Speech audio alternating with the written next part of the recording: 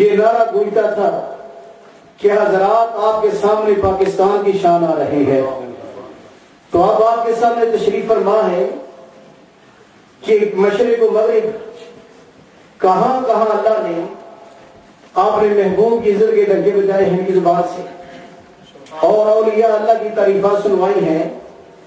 میری مراد رئیس المتکلمین پیر طریقت رہبر شریعت حضرت علامہ مولانا مفتی سید محمد مختار شاہ صاحب لائنی خلیفہ مجاز کچوشہ شریف، آپ یہ تقریر شروع کرنے سے پہلے شاہان شان پرزور نور کا جواب دیں، اور جو دو دور کو تشریف فرما ہے میں گزارش کروں گا قریب قریب آ جائیں اور بھرپور انداز میں نعرے کا جواب دیں اور بڑی توجہ سے شاہ صاحب کا خطاب سماعت فرمائیں. نعرہ تکبیر، نعرہ رسالت، یا رسول اللہ، نعرہ رسالت، یا رسول اللہ، حق اہل سنت والجماعت زندہ باد. لا منازم له ولا مقابل له ولا مساوي له ولا جسم جسم جسم جسم لا ولا قسم قسم قسم قسم لا ولا فريق فرق فرق لا ولا مثيل مثل مثل لا.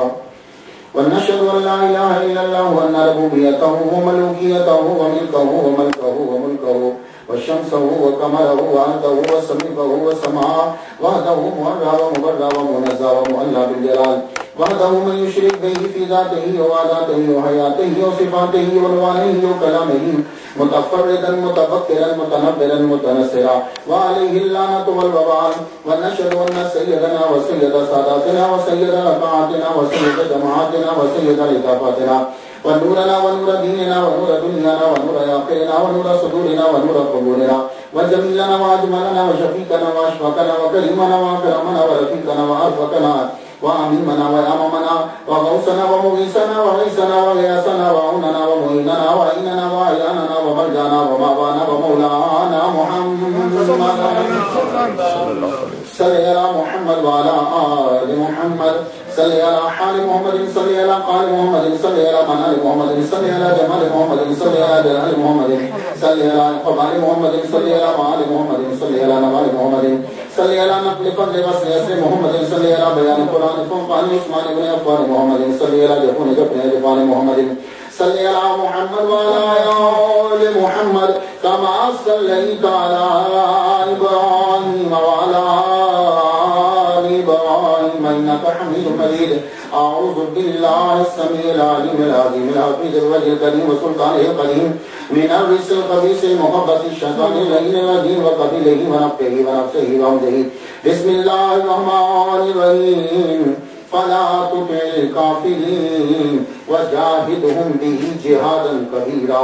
صدق الله مولانا العلي العظيم وبلغنا رسوله النبي الكريم ونحن على ذلك لمن الشاهدين والشاكرين والحمد لله رب العالمين. ان الله وملائكته يصلون على النبي يا ايها الذين امنوا صلوا عليه وسلموا تسليما. اللهم صل على سيدنا مولانا محمد المهدي الجود والكرم عليه وبارك وسلم. ایک مرتبہ پہلے سے بھی بلا نواز کو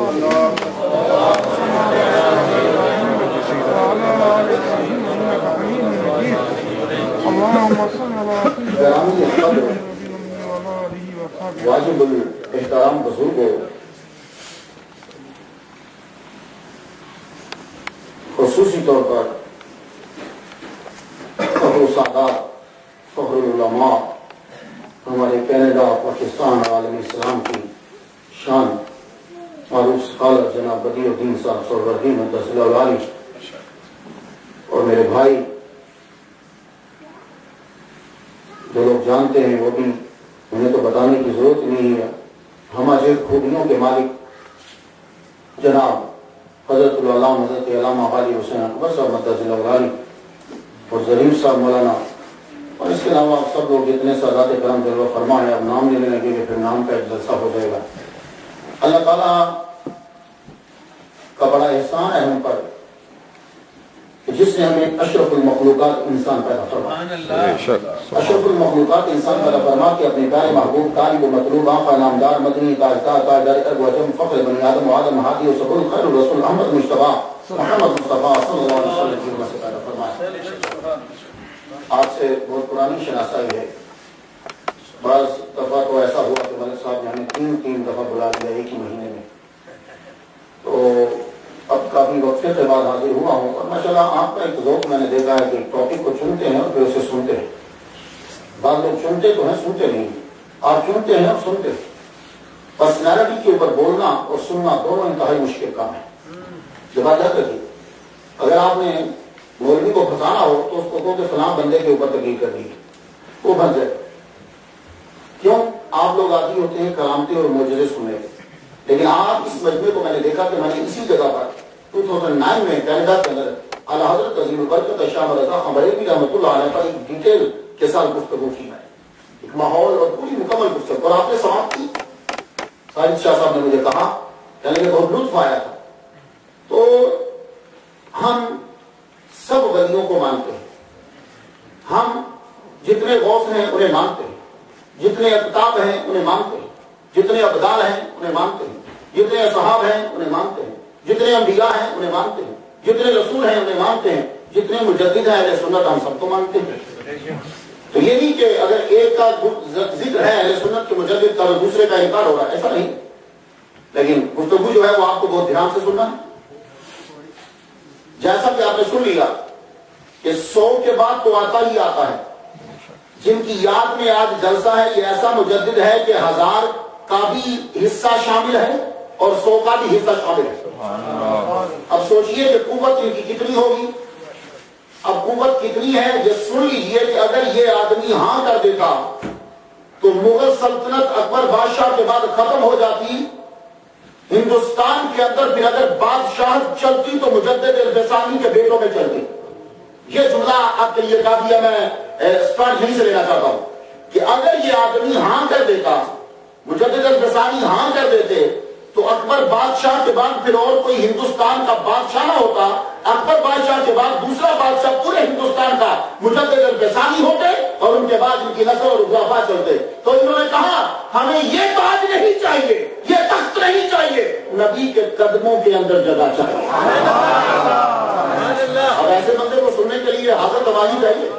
لیکن اب مجھے بہت بنانا پڑے گا کہ رب نے جس کو علامہ غالب صاحب کہہ رہے ہیں کہ 1000 اور 100, یہ 1000 کا کیا چکر ہے.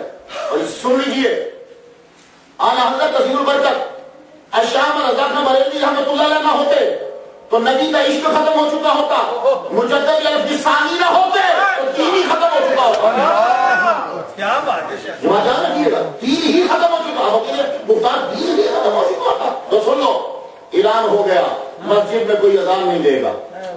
اب مجدد الفسانی آنے لگے ہیں, لیکن مجھے پہلے بہت بتانا ہے. اذان کوئی باہر اذان نہیں دے گا. بادشاہ کے دربار میں مسجد نہیں بنے گی. آپ سنتے جاؤ اس مجدد نے آگے کیا کیا ہے. بادشاہ کے دربار میں مسجد نہیں تھی. آدھی رات کو کھڑا ہو کے بادشاہ سورج کی پوجا کرتا تھا. سورج کی پوجا کا ایک وقت آدھی رات کی ہے, ایک وقت جب سورج نکلتا ہے, ایک وقت جب سورج بیچ میں ہوتا ہے, ایک وقت عبادت کا سورج کا وہ ہے, پوجا کا جب سورج ڈوبتا ہے. اسی لیے 3 اوقات میں سجدہ حرام ہے. کیوں؟ اس وقت سورج کے پجاری پوجا کرتے ہیں. تو 4 وقت, تو سورج کا پجاری تو 3 وقت کرے گا. اکبر بادشاہ 4 وقت سورج کی پوجا کرتا تھا رات بیچ میں اٹھ کر, اور اس نے سورج کا نام رکھا تھا حضرت نیر اعظم. یہ سورج کا نام تھا حضرت نیر اعظم. 1000 نام سورج کے اسے آتے تھے اور سب کے سب وہ جگتا تھا. اب سنتے جاؤ کہ مجدد نے کیا کیا ہے. ہم لوگ تو نام سن کر بیٹھ جاتے ہیں نا, نہیں, ان لوگوں کا ہم پر احسان ہے آج جو تو مسجد میں نماز ادا کر رہا ہے, اور یہ تجھ پہ لازم ہے کہ ان کا دن منا اور ان کو خراج عقیدت پیش کر. تو بادشاہ صبح کے وقت اٹھتا, شمیں جب رات کو جلنے لگتی تو اعلان تھا سب کے لیے کہ جب بادشاہ شمیں جلانے لگے تو سب اپنے سر کو جھکا دے. تو شمیں جب جلتی تھی تو سر جھک جاتے تھے. ہما وقت دربار میں آگ جلتی رہتی, مجوسیوں کی طرح آگ کی پوجا کی جاتی. بادشاہ نے, اکبر بادشاہ نے آرڈر دیا کہ ہندوؤں کی طرح ایک زنار بنائی جائے, لیکن زنار جو ہے اس کے اوپر ہیرے لگے ہوئے ہوں, خوبصورت مرصع ہیرے جو حیرات لگے ہوں. بادشاہ نے ایک ہندو کو بلایا, کہا اپنے مبارک ہاتھوں سے مجھے پہناؤ. یہ سنتے جاؤ مجدد نے کیا کیا آگے. تو اکبر بادشاہ نے وہ زنار, وہ جو تار وہ پہنتے ہیں دھاگا, وہ پہنا. کہا یہاں کشکا لگایا گیا. اس کے بعد اعلان کر دیا گیا، جین مت کے اسکالر کو بلایا گیا، آپ بتاؤ کہ یہ جانور کیوں نہیں کھاتے؟ اس نے ایسے عقلی دلائل دیے۔ اکبر بادشاہ نے اعلان کیا آج کے بعد ویجیٹیرین ویجیٹیبل شروع ہوگی، دربار کے اندر گائے کا گوشت حرام، یہ اعلان کر دیا گیا۔ اس کے بعد دربار کے اندر جتنے ملا تھے ان میں 2 مولوی تھے، ابو الفضل اور اس کا بھائی فیضی، یہ دونوں بیٹے ہیں مبارک کے۔ مبارک جو تھا یہ احمد آباد میں پلا ہے۔ احمد آباد جو ہے وہ کبھی گڑھ ہوتا تھا اسماعیلیوں کا، اسماعیلیوں کی ساری تعلیمات اس کے اندر، اس نے پرورش کی اپنے بیٹوں ابو الفضل اور فیضی کی۔ ابو الفضل اور فیضی دونوں ایسا بڑا یہ اسکالر اور علامہ ہے، بادشاہ کا بیڑا غرق کر کے رکھ دیا۔ یہ چونکہ خود مسلمان نہیں تھے دونوں، ابو الفضل بھی مسلمان نہیں ہے، فیضی بھی مسلمان نہیں ہے، اس لیے کہ یہ صحابہ کو گالیاں دیتا تھا۔ محمد مصطفیٰ کی نبوت کا یہ ابو الفضل فیضی قائل نہیں ہے۔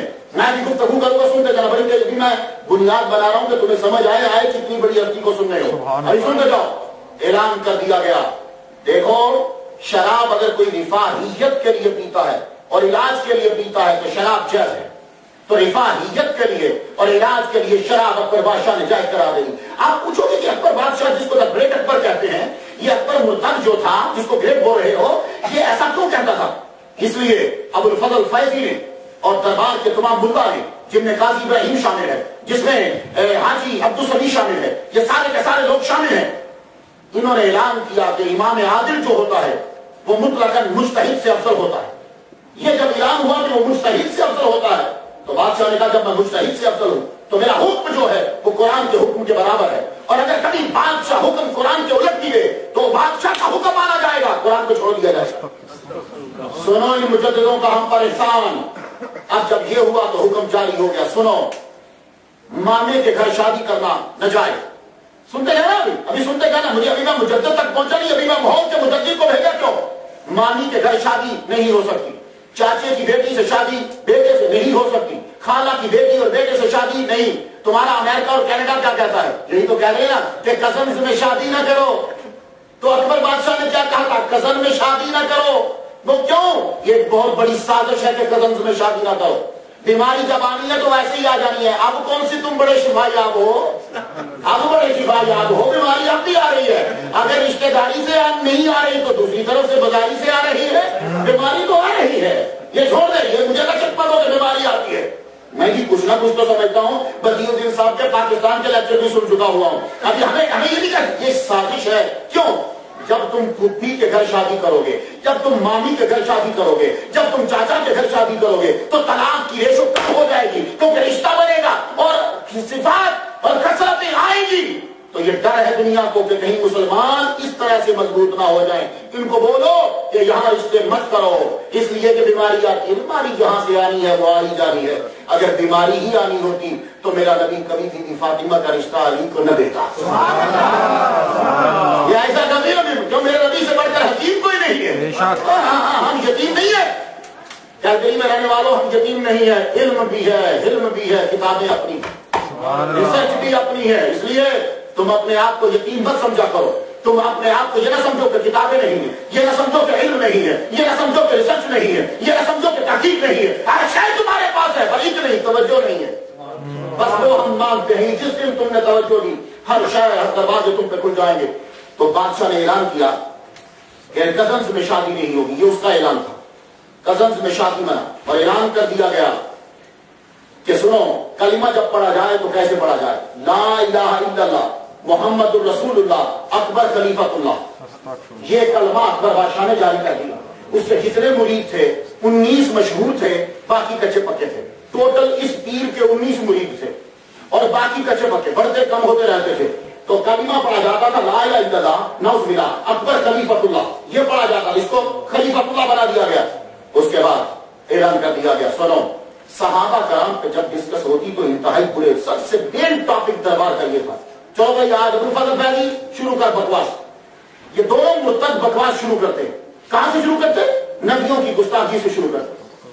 کس نبی سے کیا مسٹیک ہوئی؟ ابو الفضل عالم تو تھا، تو عالم ہونا کوئی فخر کی بات نہیں ہے۔ تو صحیح بات سنا، عالم ہونا فخر کی بات نہیں ہے۔ سب سے بڑا عالم شیطان ہے، فخر کی بات کی ہے کہ نبی کے آگے جھکا کون ہے؟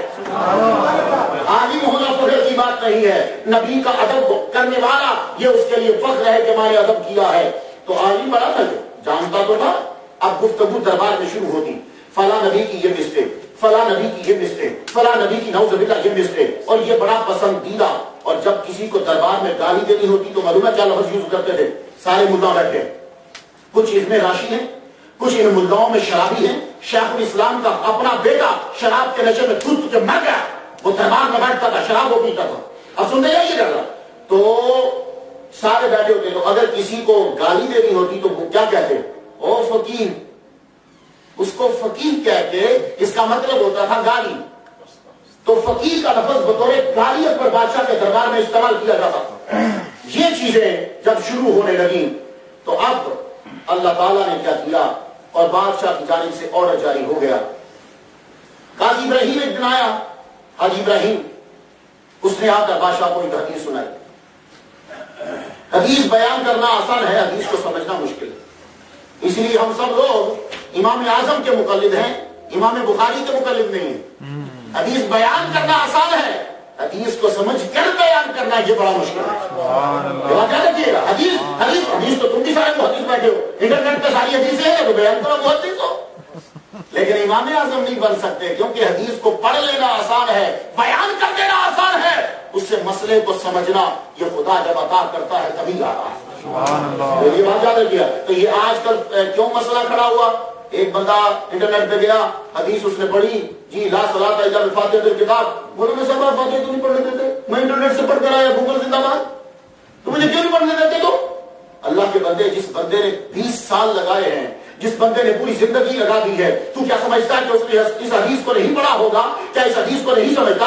امام اعظم اس حدیث کو نہیں سمجھتے؟ نہیں۔ تو یہی مسئلہ ہے، حدیث کو پڑھ لینا اور ہے، اور حدیث کو سمجھنا یہ بڑا مشکل ہوتا ہے۔ تو حدیث اس نے آ کر بیان کی کہ حضور صلی اللہ علیہ وسلم کے سامنے ایک صحابی کا بچہ ہے، یہ اکبر بادشاہ کے دربار میں حدیث بیان ہو رہی ہے۔ مجھے چونکہ حضرت مجدد الحسانی کی بارگاہ تک جانا، اس لیے میں ان پہ ڈسکس نہیں کر رہا۔ آ کے کہنے لگا ابراہیم اکبر بادشاہ سے، جس کو آج کل بڑا گریٹ اکبر کہتے ہیں، کہنے لگا کہ حضور کی بارگاہ میں ایک صحابی آئے اپنے بچے کے ساتھ، تو یہ صحابی جو ہے ان کی داڑھی نہیں تھی، ان کی داڑھی نہیں تھی، تو کیا کیا گیا کہ حضور نے فرمایا کہ یہ شکل جنتیوں کی ہے۔ اب وہ مولوی اپنی بات کر کے، ملا مولوی نہیں کہنا چاہیے، ملا اپنی بات کر کے سائڈ پہ ہو گیا۔ اکبر بادشاہ نے حدیث کو سمجھ لیا اور اعلان کر دیا، آج کے بعد کوئی میرا مرید داڑھی نہ رکھے۔ تو یہ کس کی خرابی تھی؟ اکبر کی خرابی نہیں ہے۔ اکبر بادشاہ تو صرف 13 سال کی عمر میں بادشاہ بن گیا، 13 ایئرز اولڈ ہے، اور وہ بادشاہ بن گیا۔ اس کو کوئی علم نہیں اس نے پڑھا، کسی دربار، کسی وہ مکتب میں نہیں گیا، پہلے وہ کبوتر بازی کرتا رہا، اس کے بعد وہ کتے لڑاتا رہا، اس کے بعد وہ گھوڑے دوڑاتا رہا، اس کے بعد وہ باز لڑاتا رہا۔ یہ 4 اکبر بادشاہ کے بچپن کے شوق ہیں، ان چاروں یہی اس کے پاس نالج تھا۔ 13 سال کی عمر میں وہ بادشاہ بن گیا ہے۔ اب اس کو خراب کرنے والے کون ہیں؟ یہ جو اس کے دربار میں ملتا تھے، خود ان کا اپنا مذہب کوئی نہیں تھا۔ اور ایک بات یاد رکھنا، یہ بڑے دھیان سے میرے جملے سنیے گا، جو بھی بد مذہب ہوگا، باطل مذہب ہوگا، وہ کیا کرے گا؟ وہ اپنا مذہب ٹکا کے بیان کرے گا، لیکن تمہیں یہ کہے گا کہ لڑائی کیوں کر رہے ہو؟ اس سے فائدہ، اس سے اثر کیا ہوگا کہ آپ لوگوں کا مذہب ختم ہو جائے گا اور اس کا مذہب پھیلنے لگ جائے گا۔ اب مجھے بتائیے کہ اکبر بادشاہ کے دربار میں جتنے لوگوں نے بھی گفتگو کی ہے، کیا انہوں نے اکبر بادشاہ کو اپنے مذہب پر رہنے دیا؟ نہیں۔ کون سے مذہب کی چیزوں کو لاگو کیا جو اس کے اپنے مذاہب تھے ان کے؟ تو اس لیے ان چیزوں کو سمجھو۔ آج کے دور میں بھی لوگ آتے ہیں تو وہ تمہیں یہی کہتے ہیں، جناب یہ مت بولو، جناب یہ مت بولو، جناب یہ مت بولو۔ تو پوچھے کیا بولے؟ ارے جو ہم بولتے ہیں وہ بولو، تو وہ اپنا بولی بولے گا تو تمہارے دین کو وہ ختم کر دے گا۔ اس لیے اپنے ایمان کو مضبوط کیجئے۔ تو جب یہ چیزیں ہوئیں تو پروردگار عالم نے پھر مجدد کو بھیجا۔ سبحان اللہ۔ اب ایسا مجدد آئے کہ جو اکبر بادشاہ سے ٹکر لے، اکبر بادشاہ کے ساتھ مجوسی، اکبر بادشاہ کے ساتھ ہندو، اکبر بادشاہ کے ساتھ دوسری سارے مذاہب کے لوگ، اکبر بادشاہ کے ساتھ ایران، اکبر بادشاہ کے ساتھ باقی مذاہب کے لوگ، اکبر بادشاہ کے ساتھ سارے سلطنت اس کے پاس۔ اب وہ آئے کہ جو عمر کا بیٹا ہو، سبحان اللہ۔ اب وہ آئے کہ جو عمر جیسی پاور رکھے، کہ جس کے نام سے کانپ جائیں، مجدد الفسانی جس جگہ پیدا ہوئے اسے سرہند کہتے ہیں، آج کل وہ سکھوں کے پاس ہے۔ شاہ کمال رحمۃ اللہ علیہ سرہند پہنچے تو شیخ مخدوم بچے کو لے کر آئے کہ بچہ بڑا بیمار ہو گیا ہے، اسے دم کر دیجیے۔ پتہ چلا کہ شاہ کمال سرہند آئے ہیں۔ بزرگوں کے پاس دم کروانا پرانی ریت ہے، اعلیٰ حضرت سے شروع نہیں ہوئی، بڑی پرانی ہے، یہ آج کی بات نہیں ہے، بڑی پرانی ہے۔ تو شیخ احمد سرہندی جنہوں نے بدعتوں کو ختم کر دیا اور سنت کو ابھارا، اٹھایا ہوا ہے یوں باپ نے، تو جو ہی ولی کامل کے سامنے لے کر آئے شاہ کمال اپنی جگہ سے کھڑے ہو گئے۔ کہا حضور بچے کے احترام کے لیے کھڑے ہوئے، کہنے لگے یہ بچہ نہیں ہے، یہ بڑا ہو کر آفتاب روحانیت ہے، بڑا ہو کے یہ چمکے گا اور اس کی روشنی چاہتا کے عالم میں پھیلے گا۔ آپ نے دم کیا اور باپ سے کہا جاؤ زندگی میں فکر چھوڑ دو، یہ بچہ بیمار ہوا ہے، پریشان مت ہو، دنیا سے جاتا نہیں، رب نے اس سے بڑے کام لینے ہیں۔ آپ بڑے ہوئے 7 سال کی عمر میں مجدد الفسانی رحمۃ اللہ علیہ نے قرآن مجید حفظ کر لی۔ خوش نصیب ہو تمہارے بچے غالب صاحب سے حفظ کر رہے ہیں، یہ بڑے لوگوں کی علامت ہوتی ہے۔ قرآن حفظ کیا 7 سال کی عمر میں، حفظ کرنے کے بعد حفظ کو محفوظ کرنا ہوتا ہے۔ پڑھوں کہاں؟ سیال کوٹ پہنچے، وہاں پڑھا جہاں سے آپ کا مولوی غالب حسین پڑھ کر آئے۔ یہ بھی سیال کوٹ کے پڑھے ہیں اور مجدد الفسانی بھی سیال کوٹ میں تھا، پاکستانی ہوتا تھا لیکن سیال کوٹ ہوتا تھا۔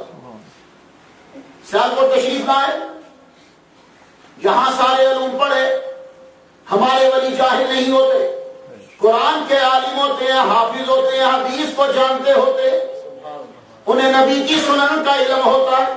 مجدد الفسانی نے سیال کوٹ میں مروجہ علوم پڑھنے کے بعد اب واپس چلے، پتہ چلا کہ دلی مرکز ہے، سارے مولوی دلی میں جمع ہوتے ہیں۔ مجدد الفسانی 17 سال کی عمر اور دلی بڑھا ہوا بڈھے ملاؤں سے، دین خراب ہو گیا۔ ملا خود اس کے سارے کے سارے ملا جتنے ہیں وہ بادشاہ ہو، عوام ہو، وحدت الوجود کی انتہائی بگڑی ہوئی شکل صوفیوں میں نظر آئی۔ کوئی صوفی چند چھوڑ کر صوفی سے ہی نہیں، ہر ایک نے وحدت الوجود کو بگاڑ کے رکھ دیا۔ دلی پہنچے، 17 سال کی عمر ہو، تصور کرو کہ کیا حال ہوگا۔ دلی اس وقت مرکز ہے۔ آپ جب پہنچے تو محفل میں وہاں پہنچے جہاں سب ملا بیٹھتے، ابو الفضل آیا، فیضی بھی آیا، دونوں بھائی۔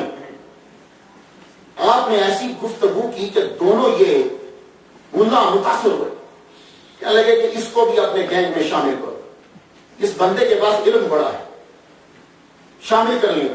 روز محفل جمتی، ابو الفضل فیضی روز آتا، روز گفتگو جمتی۔ ایک دن امام غزالی پہ گفتگو چلی، ابو الفضل نے بکواس کیا امام غزالی کے اوپر رحمۃ اللہ علیہ۔ مجدد الفسانی کے جب پہلے قہر اور پہلا غضب ہے، کہنے لگے ابو الفضل آج تو تو نے امام غزالی کے بارے میں جملے بولے ہیں، ایسا مت بولنا، اور اگر تو بولے گا تو میری محفل میں دوبارہ مت آنا، میں تجھ سے گفتگو نہیں کروں گا۔ ابو الفضل عام ملا نہیں ہے، اکبر بادشاہ کا رائٹ ہے۔ کیا سمجھتے ہو کہ اس کو اس طرح گفتگو کرنا اپنے آپ کو مصیبت میں ڈالنا نہیں ہے؟ لیکن فرمایا ابو الفضل سمجھ گئے نہیں، اسے چھوڑنا نہیں، معافی مانگی، حضور آئندہ کبھی امام غزالی رحمۃ اللہ پہ گفتگو نہیں ہوگی، میں کوئی جملہ نہیں بولوں گا۔ کچھ دنوں کے بعد پھر گفتگو چل پڑی فلسفے پہ، گفتگو چلی تو فرشتوں پہ چل پڑی۔ اکبر بادشاہ فرشتوں کو نہیں مانتا، فرشتوں کا منکر، معجزات کا منکر اور کرامتوں کا منکر، معراج کا منکر، سورج کے یہ چاند کے ٹکڑے ہونے کا منکر، یہ ساری چیزیں انہی مدعاؤں سے چلی تھی اس کی طرف۔ گفتگو چلی تو ابو الفضل کے منہ سے نکلا کہ فرشتے آسمان کو کیسے کراس کر کے آ سکتے ہیں؟ یہی بات اس نے اکبر بادشاہ کو بھی سمجھائی کہ یہ جو کہتے ہو کہ آسمان کو کراس کرتے ہیں فرشتے اور نیچے آتے ہیں، تو کراس کرنے کے لیے پھٹنا ضروری ہوتا ہے، اور آسمان کے لیے پھٹنا نہیں ہے تو فرشتے کیسے آتے ہیں؟ یہ ابو الفضل نے جب تھوڑا سا ٹچ دیا تو مجدد الفسانی فرمانے لگے جس طریقے سے شیشے میں سے نظر گزر جاتی ہے اور اس کے لیے پھٹنا نہیں ہے، اس طرح آسمان کے لیے بھی پھٹنا نہیں ہے اور فرشتے گزر جاتے ہیں۔ لیکن یہ جملہ تو معلوم ہے، اگلا جملہ اس نے بڑا خطرناک بولا۔ ابو الفضل کہنے لگا، مرتض کہتا ہے کہ پھر یہ کس طرح پتا چلے گا کہ وہ فرشتہ اس بندے کے پاس آیا ہے؟ نام نہیں لیا لیکن نبی کی نبوت پر اٹیک کر گیا۔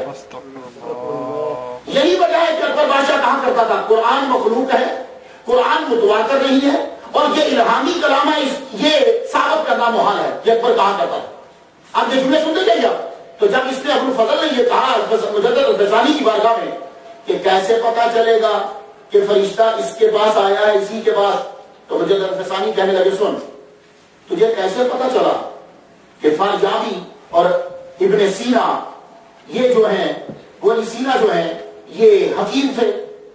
کہنے لگا ابو نصر کی میں نے کتابیں پڑھی، میں ان کی کتابیں پڑھی تو مجھے پتا چلا کہ یہ حکیم ہے۔ تو مجدد الفسانی کہنے لگے جب تو نے ان دو کی کتابیں پڑھی تو تجھے پتا چلا یہ حکیم ہے، تو ہم نے جب قرآن پڑھا تو پتا چلا جبرائیل محمد کے پاس لایا ہے۔ اللہ اکبر، یا رسول اللہ۔ قرآن کا لفظ بتاتا ہے کہ محمد صلی اللہ علیہ وسلم کے پاس جبریل آئے ہیں اور سن ابو الفضل آج کے بعد میری محفل میں تو مت آنا، اب میں تیرے رب میں رسالہ لکھوں گا۔ آپ اس کے بعد آپ نے نبوت کے اس بات پر مجدد الفسانی نے رسالہ لکھا۔ تو دلی سے آپ اب چلے واپس سرہند شریف آئے، کہنے لگے دل نہیں لگتا، یہاں کے ملا خراب ہو گئے، جو نبی کا ادب نہیں کرتا ان کے پاس کیا رہنا۔ واپس تشریف لا رہے، تھان سیر سے گزرنے لگے، تھان سیر کا شیخ سلطان کو رات کو میرے نبی خواب میں آئے، فرمانے لگے میرا نائب آ رہا ہے، جب تیرے شہر سے گزرے اسے روک لینا، اور جیت بھر کے اس کی خدمت کرنے لگا، اور جب جا رہا ہو تو بیٹی کا رشتہ دینا۔ یہ شیخ سلطان تھانسیر کے وہ جب اس نے رستے میں ہی بٹھا دیے بندے کہ یہاں سے جب قافلہ گزرے تو اس شکل کا لڑکا جب گزر رہا ہو تو روک لینا۔ مجدد الفسانی واپس سرہند جا رہے ہیں تو رستے میں تھانسیر میں روک لیا گیا، حضور آپ ہمارے گھر چلیں گے؟ تو میں نے ٹھیک ہے چلتے ہیں، گئے خدمت کی کچھ دن، جب وہ جانے لگے تو حضور ایک عرض کی اور سید الانبیاء کی جانب سے اشارہ ہے کہ اپنی بیٹی میں آپ کے عقد میں دوں۔ تو جو اچھے بچے ہوتے ہیں نا وہ یہی کہتے ہیں جو مجدد الفسانی نے کہا مجھے منظور ہے پر ابا جب تک نہیں کہیں گے میں ہاں نہیں کر سکتا۔ یہ اچھے بچوں کی نشانی ہوتی ہے، اس لیے میں کہا کرتا ہوں اپنے بچوں کو یہ سٹوری ضرور سنایا، گھر کے اندر ضرور سنڈریلا کی سٹوری نہ سنایا کرو، ہمیں نہیں ملا پتہ نہیں کہاں لے گیا، ڈزنی لینڈ تک گئے نہیں، وہ بچہ پاگل ہو کے مر جاتا ہے، سٹیزن شپ ہو گیا پورا جائے سنڈریلا نہیں، یہ ملے گی بھی نہیں۔ اس کو مجدد الفسانی کا رستہ بتاؤ، اسے اعلیٰ حضرت کا رستہ بتاؤ، اسے میرے نبی کا رستہ بتاؤ، صحابہ کے رستے بتاؤ، یہ مل بھی جائیں گے۔ نعرہ تکبیر، اللہ اکبر، نعرہ رسالت۔ ہم لوگ اپنے بچوں کو یہی یاد کرا رہے ہیں بس، اور ان کو یہ چیزیں ملی بھی نہیں۔ کاش کے نبی کے قدموں تک پہنچا دیتے، ہر شے انہیں مل جاتی۔ محمد مصطفیٰ صلی اللہ علیہ وآلہ وسلم کے حکم کے مطابق آپ کا نکاح شیخ سلطان کی بیٹی سے ہو گیا۔ اب شیخ سلطان نے اتنا جہیز دیا، آپ نے پرانی حویلی کو چھوڑا، نئی حویلی بنائی گئی، نئی حویلی کے اندر شیخ احمد سلامتی رہنے لگے۔ ایک دن پھر بخار ہو گیا، بیوی بیچاری نا امید ہو گئی، خدا کی بارگاہ میں رو رو کے عرض کرنے لگی یا اللہ انہیں بچا لے، روتے روتے آنکھ لگ گئی، آواز آئی فکر مت کرو ہم نے اس سے ہزاروں کام لینے ہیں، ابھی تو ایک بھی نہیں لیا، وہ فکر نہ کریے بچیں گے۔ آپ کو اللہ تعالیٰ نے شفا دی، اٹھے تو فرمانے لگے میرا من چاہتا ہے کہ میں حج کروں۔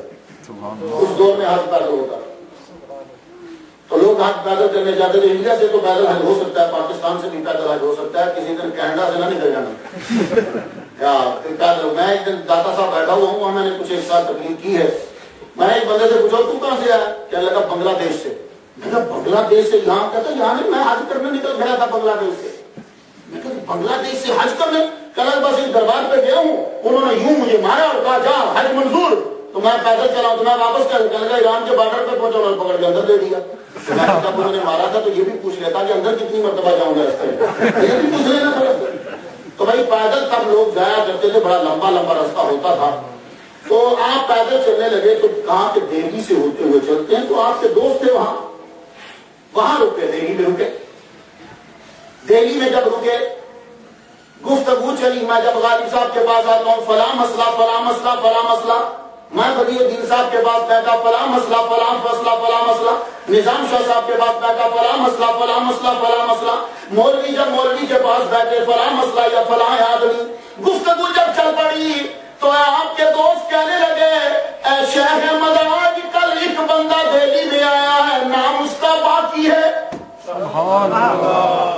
دلی میں آیا ہے پر بندہ بڑا عجیب ہے. اچھا اب جب غازی صاحب کسی آدمی کی بات نام ایک دفعہ لیں گے, 2 دفعہ لیں گے, 3 دفعہ لیں گے تو اشتیاق پیدا ہوتا ہے اس آدمی کو دیکھے. 1 دفعہ 2 دفعہ 3 دفعہ تو اشتیاق پیدا ہوا کہ ان کی محفل میں جاؤں. تو یہ خواجہ باقی بلا ہیں, ان کا کام صرف ایک ہی تھا جوانی میں, جتنے مجذوب ملتے تھے ان کے پیچھے بھاگتے رہتے. خواجہ باقی بلا کے پاس فیض آیا مجذوبوں سے, دیا سالک کو ہے. جو مرید بنایا وہ سالک, اور سالک بھی ایسا کامل کہ ان جیسا سالک میں نے نہیں. لیکن فیض خواجہ باقی بلا نے لیا مجذوبوں سے. کیا آپ کو پتا مجذوب کبھی دیکھے ہوں؟ کبھی وہ پانی میں چلے جاتے ہیں, کبھی آگ میں کود جائیں گے, کبھی کہیں چلے جنگلوں میں پھریں گے, قبرستان میں ڈیرا لگا لیں گے. یہ مجذوبوں کی عادت ہوتی ہے. تو خواجہ باقی بلا نے فیض لیا مجذوب جاتے جاتے پانی میں, خواجہ باقی بلا پانی میں, مجذوب دوڑتے دوڑتے آگ میں, خواجہ باقی بلا پیچھے کچھ نہیں دیکھنا آگ کے اندر, مجذوب دوڑتا دوڑتا قبرستان میں, یہ اس کے پیچھے پوری 3 دن 4 رات کے پیچھے. مجذوبوں سے فیض لے کر خواجہ باالحق والدین نقشبند کے دربار پہ پہنچے. فیض لے لیا تو یوں بیٹھے ہیں خواجہ بہاؤالدین نقشبند رحمۃ اللہ علیہ کے قبر پہ روزے پہ یوں قریب بیٹھے ہیں. تو آپ کی زیارت ہوئی, فرمانے لگے باقی پہنچ, ہندوستان چل, ہندوستان کی طرف پہنچ, اس لیے کہ خدا کا نائب اتم وہاں آنے والا ہے. ہر ولی کی یہ آرزو ہے کہ وہ میرے سلسلے میں آئے, لیکن مجھے امید ہے کہ وہ ہمارے سلسلے میں ابو بکر صدیق رضی اللہ تعالیٰ عنہ کے سلسلے میں آئے گا. تو پہنچ اور اسے فیض پہنچاؤ. تو بڑی حیران کن بات ہے, ہم جاتے ہیں کنویں کے پاس کہ وہ پانی دے, پیاس بجھائیں, یہاں کنواں پیاسے کے پاس جا رہا ہے. ہم چلتے ہیں کہ ہمیں کہیں کھانا مل جائے ریسٹورنٹ میں, یہاں کھانا اور چیزیں سب کچھ چل کے ان کے پاس پہنچ رہی ہیں. خواجہ باقی بلا وہاں سے چلتے چلتے چلتے چلتے دہلی پہنچے. دہلی میں آ کے ڈیرا لگا لیا اور روز بندوں کو دیکھتے. آپ کے دربار میں بندے آتے ہیں, چہرہ دیکھتے نہیں یہ نہیں. مریدین بیٹھے, آپ بھی بیٹھے ہیں. اب یہاں گفتگو شروع ہو گئی. آپ کے دوست نے بتایا خواجہ باقی بلا ہے, کیا گفتگو کرتے ہیں, لطف آ جاتا ہے. شیخ احمد سرندی کہنے لگے چلو میں بھی زیارت کروں. زیارت کرنے کے لیے جب وہاں پہنچے, ابھی شیخ احمد سرندی رحمۃ اللہ علیہ نے پاؤں پر خانقاہ میں ابھی پاؤں رکھا ہے. خواجہ باقی بلا کھڑے ہو گئے, فرمانے لگے آ گیا میں جس کا منتظر تھا. پاس بٹھایا, خود خدمت کی. پیر خود خدمت کر رہا ہے. خدمت کی تو پوچھتے ہیں کہاں جانے کا ارادہ ہے. شیخ احمد سرندی کہتے ہیں حضور حج کا دل کر رہا تھا کہ چلا جاؤں, نہیں. فرمانے لگے کچھ دیر اور رک جاؤ, شاید یہی کام ہو جائے, شاید یہی کام ہو جائے, کچھ دیر اور رک جاؤ. اب کچھ لوگوں کی بات نہیں عجیب اثر ہوتا ہے, دل کرتا ہے مان لیں, دل کرتا ہے مان لیں. ٹھیک ہے, 1 دن گزرا, 2 دن, 3 دن, 4 دن باقی. آپ نے کہا, خواجہ باقی بلا رحمۃ اللہ علیہ نے کہا کہ 1 مہینہ رک جاؤ یا 7 دن. چلے کہ وہ 7 دن رکتا ہوں. انہوں نے 2 آپشن رکھے, مہینہ رک جاؤ یا 7 دن. وہ 7 دن رکتا ہوں. 3 دن تو گزر گئے, 4تھے دن اندر لے گئے. خواجہ باقی بلا رحمۃ اللہ اندر لے گئے, بند کر دیا دروازہ بند کر کے نظر جب ڈالی تو 7 دن پورے نہیں ہوئے. قطبیت, فردیت, قیومیت, تینت, اصالت, سابقیت اور مجددیت کی سیٹ پر بیٹھا دیا. اور خود لکھتے ہیں مکتوب میں, پیر لکھ رہا ہے. کہنے لگا, پیر لکھتے ہیں, کہتے ہیں ایک آیا ہے شخص, شیخ احمد اس کا نام ہے, کثرت علم اور قوت عمل, کثرت علم اور قوت عمل کی وجہ سے مجھے لگتا ہے کہ ایک دن وہ سورج بن کر دنیا میں چل گیا. یہ پیر نے جملہ 7 دن میں پورا بیان کیا. فرمانے لگے اب جاؤ واپس سرحد چلے جاؤ. اپنے مریدین اکثر ساتھ بھیج دیے, کہا آپ جائیے, اور اس سے پہلے لاہور سے ہوتے جائیے گا. پیر سے ملے, ملنے کے بعد لاہور آنے لگے. لاہور میں تب طوطی بولتا تھا جمال قلوی کا. لاہور کے پاس سیالکوٹ, سیالکوٹ میں طوطی بولتا تھا عبدالحکیم سیالکوٹی رحمۃ اللہ علیہ کا, جہاں سے علامہ صاحب پڑے ہوئے. عبدالحکیم سیالکوٹی رحمۃ اللہ, سب سے پہلے انہوں نے خط لکھا مجدد الفسانی رحمۃ اللہ علیہ کو. جب بھی مجدد ہوتا آپ کو پتا لوکل ملا دشمن ہو جاتے ہیں. مجدد الفسانی کے لوکل ملا دشمن ہو گئے. سب سے پہلے عبدالحکیم سیال کوٹی رحمۃ اللہ علیہ نے خط لکھا اور مجدد وہ خط پکڑ پکڑ کے لوگوں کو دکھائے, فرمانے لگے دیکھو سیال کوٹ سے خط آیا ہے. اب اس کا ایک ہی جملہ سناتا ہوں. امام ربانی محبوب سبحانی مجدد الفسانی, یہ جملہ سب سے پہلے عبدالحکیم سیال کوٹی رحمۃ اللہ علیہ نے لکھا. اور آپ دکھا رہے ہیں دیکھو امام ربانی محبوب سبحانی مجدد الفسانی, آپ یہ دکھا رہے ہیں عبدالحکیم سیال کوٹی رحمۃ اللہ علیہ. اللہ تعالیٰ نے ان کا من کھول دیا, خدا تعالیٰ نے ان کو بھی فیض عطا کیا. جمال طلوی, یہ بھی بہت بڑے اقدامات ہیں, یہ دونوں اس دور کے ٹاپ کے اقدامات ہیں کہ جن کے مدرسے چلتے تھے اس دور میں. اور جمال طلوی رحمۃ اللہ علیہ جو ہیں یہ تو ننگے پہنچ جایا کرتے تھے دادا صاحب کے دربار میں, ننگے پہنچ جاتے اور کچھ نہیں کھاتے تھے, مہینوں گزر جاتے. ایک مرتبہ کیا ہوا کہ دادا صاحب کے قریب, اب تو بڑی تبدیلی آئی, میں نے بھی تبدیلی دیکھی, آپ لوگ جائیں گے تو اب تو بالکل, میں نے تو ان کی پرانی مسجد, وہ پرانا روزہ, تقریباً یہ ساری چیزیں دیکھی ہوئی ہیں. تو وہاں ایک شہتوت کا درخت تھا تھوڑا سا دور, تو اس شہتوت کے درخت کو پکڑ کے کھڑے ہوئے نہیں ہوں, ہاتھ لگاتے تو شہتوت تب نہیں تھا, شہتوت تب نہیں تھے, موسم ہی نہیں تھا. یہ جماعت مرید ہیں خواجہ صاحب کے, شیخ مسلم رحمۃ اللہ علیہ کے, یوں کھڑے ہوئے ہیں تو بھوک شدت لگی ہوئی تو سب سے رکھے. دل کیا کہ چلو شہتوتی ہوتے تو کھانے کا, بھوک پڑی ہے. کہ بابا جی دم سے نمودار ہوئے اور انہوں نے یوں شہتوت پکڑائے. تو آپ دیکھنے لگے کہ شہتوت تو اوپر ہے نہیں, شہتوت دیے تو کہا یہ کھا لو. تو شہتوت لے کے کھانے لگے. روزہ افطاری کا وقت تھا, تو روزہ افطار کیا تو مڑ کے دیکھنے لگے تو کہتے ہیں کہ ہو سکتا ہے کہ یہ بابا جی راکا صاحب ہی ہو. مڑ کے جب دیکھا تو تب وہ جلوہ فرما کے اور مسکرا رہے تھے. کہنے لگے روز تو ہمارے پاس آتا تھا, ہم نے کہا چلا جا ہم تیرے پاس لے جاتے. یہ ہے جمال طلوی. جب مجدد الفسانی لاہور تشریف لائے, آپ ہاتھ جوڑ کے کھڑے ہوئے, آپ نے ان کی ارادت میں شامل ہوئے, مرید بنے, فیض لیا. بنگال میں فیض آپ کا پہنچا. شیخ حمید آپ کے مرید بنے, پہلے سخت مخالف تھے, لیکن جب آپ کی گفتگو سنی تو مجدد الفسانی رحمۃ اللہ کے مرید ہو گئے. اور جب جانے لگے تو کہنے لگے میں بنگال جا رہا ہوں, اے مجدد مجھے اپنے نالین دے دو. مجدد الفسانی کے دونوں نالین, آپ کے دونوں نال, یہ دونوں نالین جب لیے, لے کے شیخ حمید الدین نے سر پہ, حمید رحمت اللہ علیہ نے سر پہ رکھ لیے. اتنا بڑا مفتی و محدث و مفکر و علامہ, بنگال میں جس کا ٹوٹی بولتا ہے, لوگ جس کے مرید مدرسے میں پڑھنے آتے ہیں, مجدد الفسانی کے نالین اپنے سر پہ رکھ کے بنگال کی جانب چل پڑے. بنگال پہنچے اور آج بھی اگر کوئی بنگلہ دیش کا آدمی ہے, کئی عرصہ تک آپ نے وہ نالین لے جا کر ایک چبوترے کے پاس آپ نے دروازے کے قریب وہ نالین ڈھونڈ رکھتا دیے.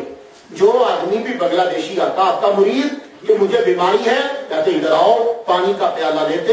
مجدد الفسانی رحمۃ اللہ کے پاؤں کی جو نوک تھی, اس کی نالین کی نوک, نال کی, جوتا مبارک کی, وہ اس میں تھوڑی سی ملاتے جاتے, جا پی, جتنی بھی بیماری ہوگی آپ دور فرما دے گا. جب بڑے عرصے تک تو ابھی تو مجھے معلوم نہیں کہتے, جب یہ سلسلہ جاری ہے.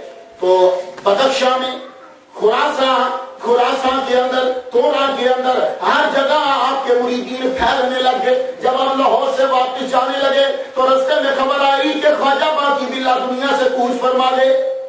خواجہ باقی باللہ وصیت فرما گئے, کہنے لگے سنو میرے مریدوں, تم سب کے سب مجدد کے سامنے کھڑے ہو جانا ہاتھ باندھ کر, اور یہ یاد رکھو کہ انہی سے آگے فیض چلے گا, اور یہ میری وصیت ہے کہ تم سب نے انہی کی ارادت. لیکن آپ کو پتا ہے کہ رش جہاست جو بھی پہلی چیز یہ تو ہوتا ہی ہے. کچھ مریدوں نے انکار کر دیا خواجہ باقی باللہ کے جانے کے بعد کہ ہم اس کی ارادت میں نہیں آئیں گے, مجدد کو ہم تسلیم نہیں کرتے. ان میں شیخ تاج بھی شامل تھے, بہت بڑے علامہ تھے, وہ بھی نہ مانے. آپ جب گئے تو کچھ مرید تو آپ کے سامنے آ گئے اور کچھ مریدوں نے آنے سے انکار کر دیا. آپ وہاں فاتحہ پڑھی رہے. اس کے بعد سرہنگ آپ واپس تشریف لائے. سرہنگ آپ واپس تشریف, 1 سال کے بعد جب دوبارہ مجدد الفسانی رحمۃ اللہ علیہ گئے تو دوبارہ جب آپ گئے ہیں تو پھر سب کے سب مریدوں کو خواب کے اندر حضور صلی اللہ علیہ وسلم نے اتنی سرزنش کی, شیخ تاج سمیت. اب جب اس کی محفل ہو رہی ہے, یہ بھی اس کرتے تھے خواجہ باقی باللہ, اس کی جب محفل ہے تو سارے مولویوں نے اپنی پگڑیاں اتاری, اپنے تب ملا پگڑیاں پہنتے تھے, مولوی سب پہنتے تھے, تو پگڑیاں اتار کے گلے میں یوں پٹکا بنا کے مجدد الفسانی کے سامنے دلی کے سارے علماء معافی کے لیے حاضر ہوئے. حضور نے معاف فرمائے اور اپنی ارادت میں شامل کرے. اکبر بادشاہ کے دربار کے اندر بدتمیزیاں چل رہی تھی. آپ کے مریدین جب تعداد بڑھی تو اس کے اندر صدر جہاں، مرتضی خان، خان اعظم، یہ سب سے بڑے لوگ تھے گورنمنٹ کے جو ٹاپ کے تھے۔ خان اعظم اور اکبر بادشاہ نے 1 ماہ کا دودھ دیا تھا، تو خان اعظم کی بات جو ہے وہ ٹالتا نہیں، اس لیے خان اعظم اکبر بادشاہ کو ڈانٹ بھی دیتا، مذاق بھی کر دیتا۔ اکبر بادشاہ نے جب یہ ساری اصطلاحات نافذ کر دی، اصطلاحات نافذ کی، تو خان اعظم نے سب سے پہلے روکا اور مجدد الفسانی رحمۃ اللہ علیہ نے خط لکھا، فرمان لگے اکبر بادشاہ کو روکو ان چیزوں سے، اسے باز کرو، اسے کہو کہ یہ اصطلاحات ختم کرو اور یہ بدعات ساری ختم کرو، محمد مصطفیٰ صلی اللہ علیہ وسلم کی سنن پر عمل ہونا چاہیے، میرے نبی نے جو فرمایا اس پہ عمل ہو۔ اکبر بادشاہ ڈر گیا، وجہ یہ ہے کہ جب یہ مجدد الفسانی جس دن پیدا ہوئے تھے اس دن اس نے خواب دیکھا تھا کہ شمال کی طرف، دلی سے شمال کی طرف سے ہوا چلی ہے، اس ہوا نے تخت سمیت بادشاہ کو، اکبر بادشاہ کو اڑا کے پھینک دیا۔ 7 دن تک اکبر بادشاہ کی زبان نہیں ہلی، زبان سے کچھ لفظ، اتنی ہیبت کہ زبان سے کچھ بولا ہی نہیں جاتا۔ اب جب آپ کا یہ لیٹر پہنچا تو کچھ کام گیا، کیا لگا ٹھیک ہے اعلان کروا دو کہ جو چاہے وہ عمل کرے، جو چاہے وہ عمل نہ کرے، اس کے لیے ہم 1 دن دربار لگاتے ہیں۔ اب اکبر بادشاہ ایک دربار لگا لے۔ آپ سنیے ذرا مجدد نے کیا کمال کیا، یہ آپ کا پہلا امتحان شروع ہوا، تبلیغ شروع۔ اکبر بادشاہ نے اعلان کر دیا میرے محل کے اندر 2 دربار لگیں گے، ایک دربار اکبری، ایک دربار محمدی۔ دربار اکبری بھی سجایا جائے گا، دربار محمدی سجایا جائے گا، اور لوگوں کو اجازت ہوگی جو چاہے ادھر آ جائے، جو چاہے ادھر آ جائے، جدھر چاہو چلے جاؤ، اس کے بعد تم پکے۔ مجدد الفسانی رحمۃ اللہ کو بتایا گیا کہ حضور اکبر بادشاہ نے اعلان کیا کہ 2 دربار لگیں گے۔ آپ نے فرمایا اس کو کہہ دو یہ بدتمیزی مت کرو، تم تباہ ہو جاؤ گے، ایسا مت کرو، دربار محمدی ہی ہے، اپنا دربار ان کے برابر میں مت لگاؤ۔ لیکن اس نے اعلان کر دیا دربار لگا۔ اب سنیے دربار کیسے لگا۔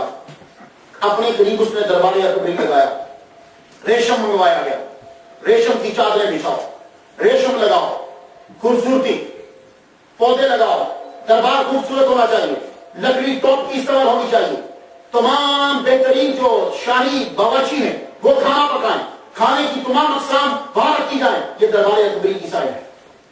اور برابر میں مقابل میں دربار محمدی بنا دی، پرانی لکڑی، اسٹیج گھٹیا، اور کھانے جو ہیں وہ کہ بد مزاج کوئی عام آدمی بھی نہ کھائے، اور کہا اب تمہارا اختیار ہے کہ جو دربار محمدی میں جانا چاہتا ہے وہ ادھر چلا جائے، جو دربار اکبری میں جانا چاہتا ہے وہ ادھر چلا جائے۔ جب مجدد الفسانی رحمۃ اللہ علیہ کو پتا چلا، آپ نے فرمایا میں خود اب جاؤں گا، یہ آپ کی دربار میں انٹری ہے پہلی۔ فرمایا کہ ہم جائیں گے۔ اپنے مریدوں کو لیا، بادشاہ نے اعلان کر دیا، اوپر وہ بیٹھا ہوا بالکنی میں، نیچے دربار اکبری بھی لگ گیا، دربار محمدی بھی لگ گیا۔ دربار اکبری لگا ساری خوبصورت چیزیں، دربار محمدی لگا کوئی بھی خوبصورت چیز اس نے نہ رکھی۔ مجدد الفسانی خان اعظم کے ساتھ، مرتضیٰ کے ساتھ، صدر جہاں کے ساتھ، اپنے مریدین کے ساتھ آپ دربار محمدی میں جا کے بیٹھ گئے۔ دربار اکبری میں لوگ بیٹھنے لگے، ایک سید زادہ دربار محمدی سے اٹھ کے دربار اکبری میں جانے لگا، اس لیے کہ وہ اکبر بادشاہ کا ملازم تھا، میری ملازمت بچ جائے۔ جب وہ اٹھ کے جانے لگا، مجدد الفسانی کا ایک مرید بولا اے سید زادے، کل جب قیامت کو تیرے نانے کا دربار لگے گا پھر کدھر جائے گا؟ سبحان اللہ، سبحان اللہ۔ اتنا جملہ کہنا تھا کہ سید زادہ بیچ میں واپس پڑ گیا، نوکری گئی بھاڑا میں۔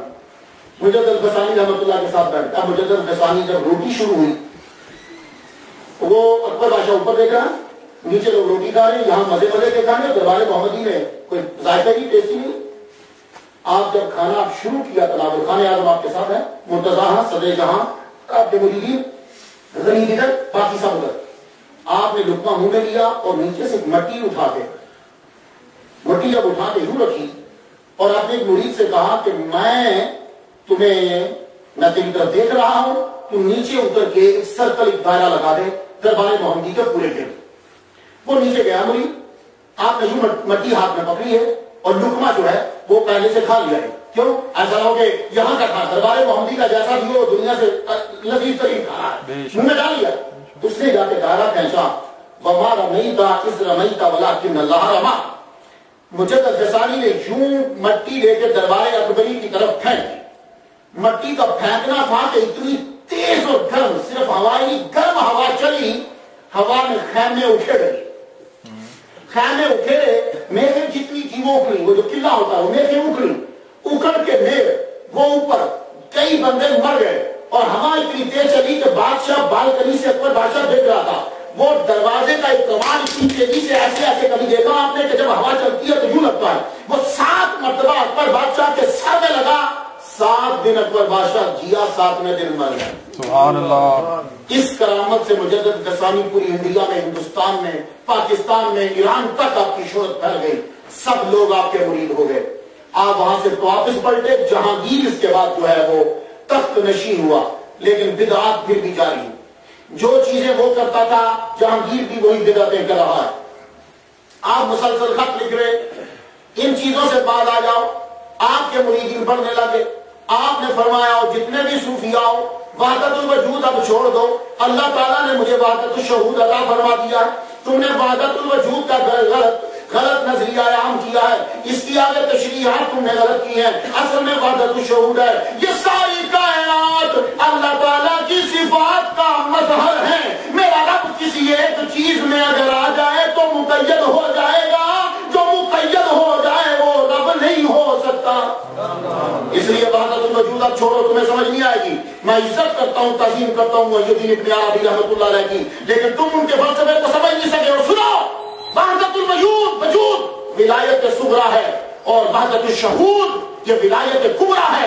میں اپنے مریدوں کو اور سارے ہندوستان کو ولایت صغرا سے اٹھا کر ولایت کبرا عطا کر رہا ہوں. یہ اس کے اوپر ایم اے میں پورا ایک لیکچر ہوتا ہے, لیکن میں جانا نہیں چاہتا, بڑا مشکل ہے, مجھے بات آگے بڑھانا ہے. آپ نے جہانگیر کا دور شروع ہوا تو جہانگیر نے بھی وہی بدعت شروع کر دی. جہانگیر کا وزیر بنا آصف جاہ.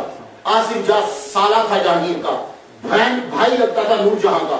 اب ظاہر ہے کہ جب یہ سالہ صاحب جو کہیں گے وہی بات چلے گی, تو یہ کیا کرتا تھا, کچھ نہ کچھ ڈھونڈتا رہتا تھا. ایران سے نور اللہ شوستری کو منگایا گیا. نور اللہ شوستری کو لاہور کا قاضی بنایا گیا. لاہور کا قاضی بنا, اس نے مجالس المومنین لکھی ہے. یہ ساری بدتمیزی ہمارے اسلام میں ٹکا کے ہو رہی ہیں.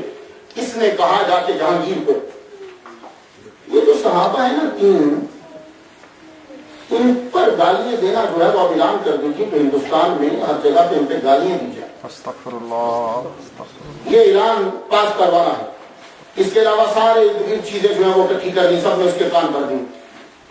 اب اسے معلوم تھا کہ یہ لا پاس کرانے سے پہلے مجدد الفسانی کو قتل کروانا, شہید کروانا یا کہیں ٹھکانے لگانا ضروری ہے.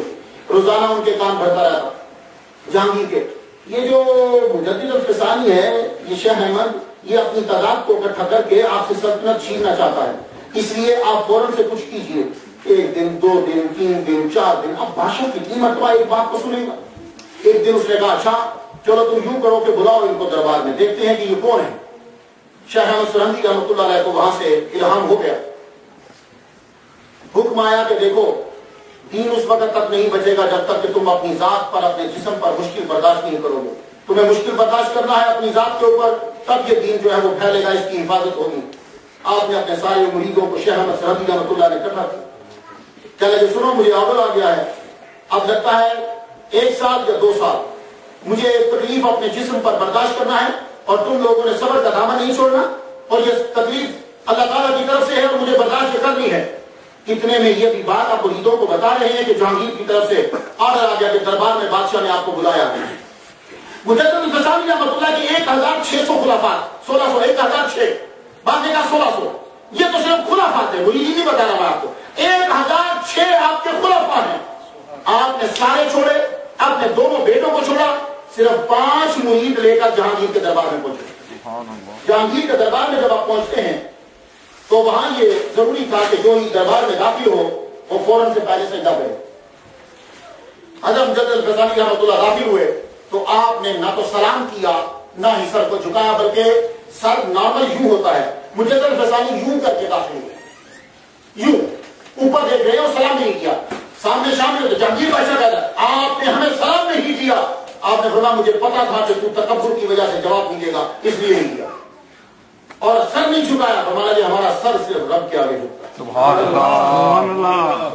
آصف جہاں نور جہاں کا بھائی قریب کھڑا تھا, سارا بادشاہ کان دیکھا میں آپ کو کہتا تھا یہ آپ کا ادب نہیں کرتا, اب آپ کی پورے دربار میں بے عزتی ہوگی, سر جھکوائیے. تو جہانگیر بولا تو سر تھوڑا سا یوں کر دیجئے. فرمانے لگے بھلے سے یوں کرنے سے کچھ نہیں ہوتا, پر تیرے دربار میں نہیں کروں گا. میں تیرے دربار میں یوں تبدیلی کروں گا؟ آپ حیران ہو جائیں گے کہ تاریخ لکھتی ہے اور یہ ہندو نے اس بات کو نقل کیا ہے، کہتا میں دربار میں بیٹھا ہوں اور یہ ہندو جو ہے یہ قلعہ گوالیار جانے سے پہلے جس قید خانے میں تھے وہاں کا یہ رکھوالا تھا، اس کی حفاظت پر دربار میں بیٹھا ہے۔ 10 آدمی آصف جاں کے کہنے پر جہانگیر نے بھیجے کہ پکڑ کر دبا کے اس کا سر جو ہے وہ نیچے کر دو، یہ بادشاہ کے دربار میں سر نیچے نہیں کرتا۔ آپ کی گردن پتلی تھی، کوئی موٹی گردن نہیں تھی۔ مجھے غسانی رحمۃ اللہ علیہ سبحان اللہ، کیا آپ کا داڑھی مبارک، یہ تو ہو نہیں سکتا کہ سنت کے داڑھی کو۔ مجدد جو ہے وہ حکومت کو لتاڑتا ہے اور سنت کو سنوارتا ہے، یہ مجدد کی علامت ہے۔ وہ حکومت کو لتاڑے گا، مذہب کو نکھارے گا۔ امامہ شریفہ پہنتے تھے یوں، یہ بیچ میں لٹکاتے تھے، یہ بھی دیکھا نا، یوں دونوں بیچ میں لٹکانا، شلوار آپ اوپر رکھتے تھے، سنت بڑا کھلا کرتا شریف جو ہے وہ آپ پہنتے تھے۔ اور میں نے ایک جگہ پڑھا ہے کہ آپ مسواک موبائل یہاں لٹکا کے رکھتے تھے، مسواک یہاں لٹکا کے رکھتے تھے، اور سنت کے پابند کوئی سنت آپ نہیں چھوڑتے تھے۔ اللہ پر جل شانہ، ولی ہوتا ہی وہ ہے جو سنت کا پابند ہوتا ہے۔ یار ولی بانی یہ علامہ غالب صاحب بجا کہتے ہیں، ولی صاحب ہمارے جو صوفیاء کرام ہوتے ہیں وہ عالم ہوتے ہیں، قرآن اور حدیث کے وہ پابند ہوتے ہیں۔ وہ ایسا نہیں ہوتا کہ وہ قرآن اور حدیث کو الٹ کریں گے، چرس پی کے آپ کو تبلیغ کر رہے ہیں، ایسا نہیں ہوتا۔ ہمارے وہ ولی ہے ہی نہیں ہے۔ حضرت شبلی رحمۃ اللہ علیہ، نام بہت لوگوں نے سنا ہے، حضرت شبلی رحمۃ اللہ علیہ جو ہے کہ بڑے ٹاپ کے تھے۔ حضرت ابو بکر شبلی نے بولا جاتا ہے، نام ان کا تو جعفر بن یونس ہے، نام ان کا جعفر بن یونس ہے۔ بہت بڑے حاکم ہیں، ان کے ابا، ان کے چاچا جو خود بہت بڑے ٹاپ کے امیر ولی اللہ ہیں، یہ جو قریب برابا ہیں، یہ نہامت کے حاکم تھے حضرت شبلی رحمۃ اللہ علیہ، نام ان کا جعفر بن یونس ہے۔ شبلی کہتے ہیں شیر کا بچہ۔ تو شبلی جو ہے جنید بغدادی رحمۃ اللہ علیہ کے پاس آئے۔ آپ کو پتا ہے کہ پیر کو پتا ہوتا ہے اس مرید کی، اور استاد کو بھی پتا ہوتا ہے شاگرد کی تربیت کیسے کرنی ہے۔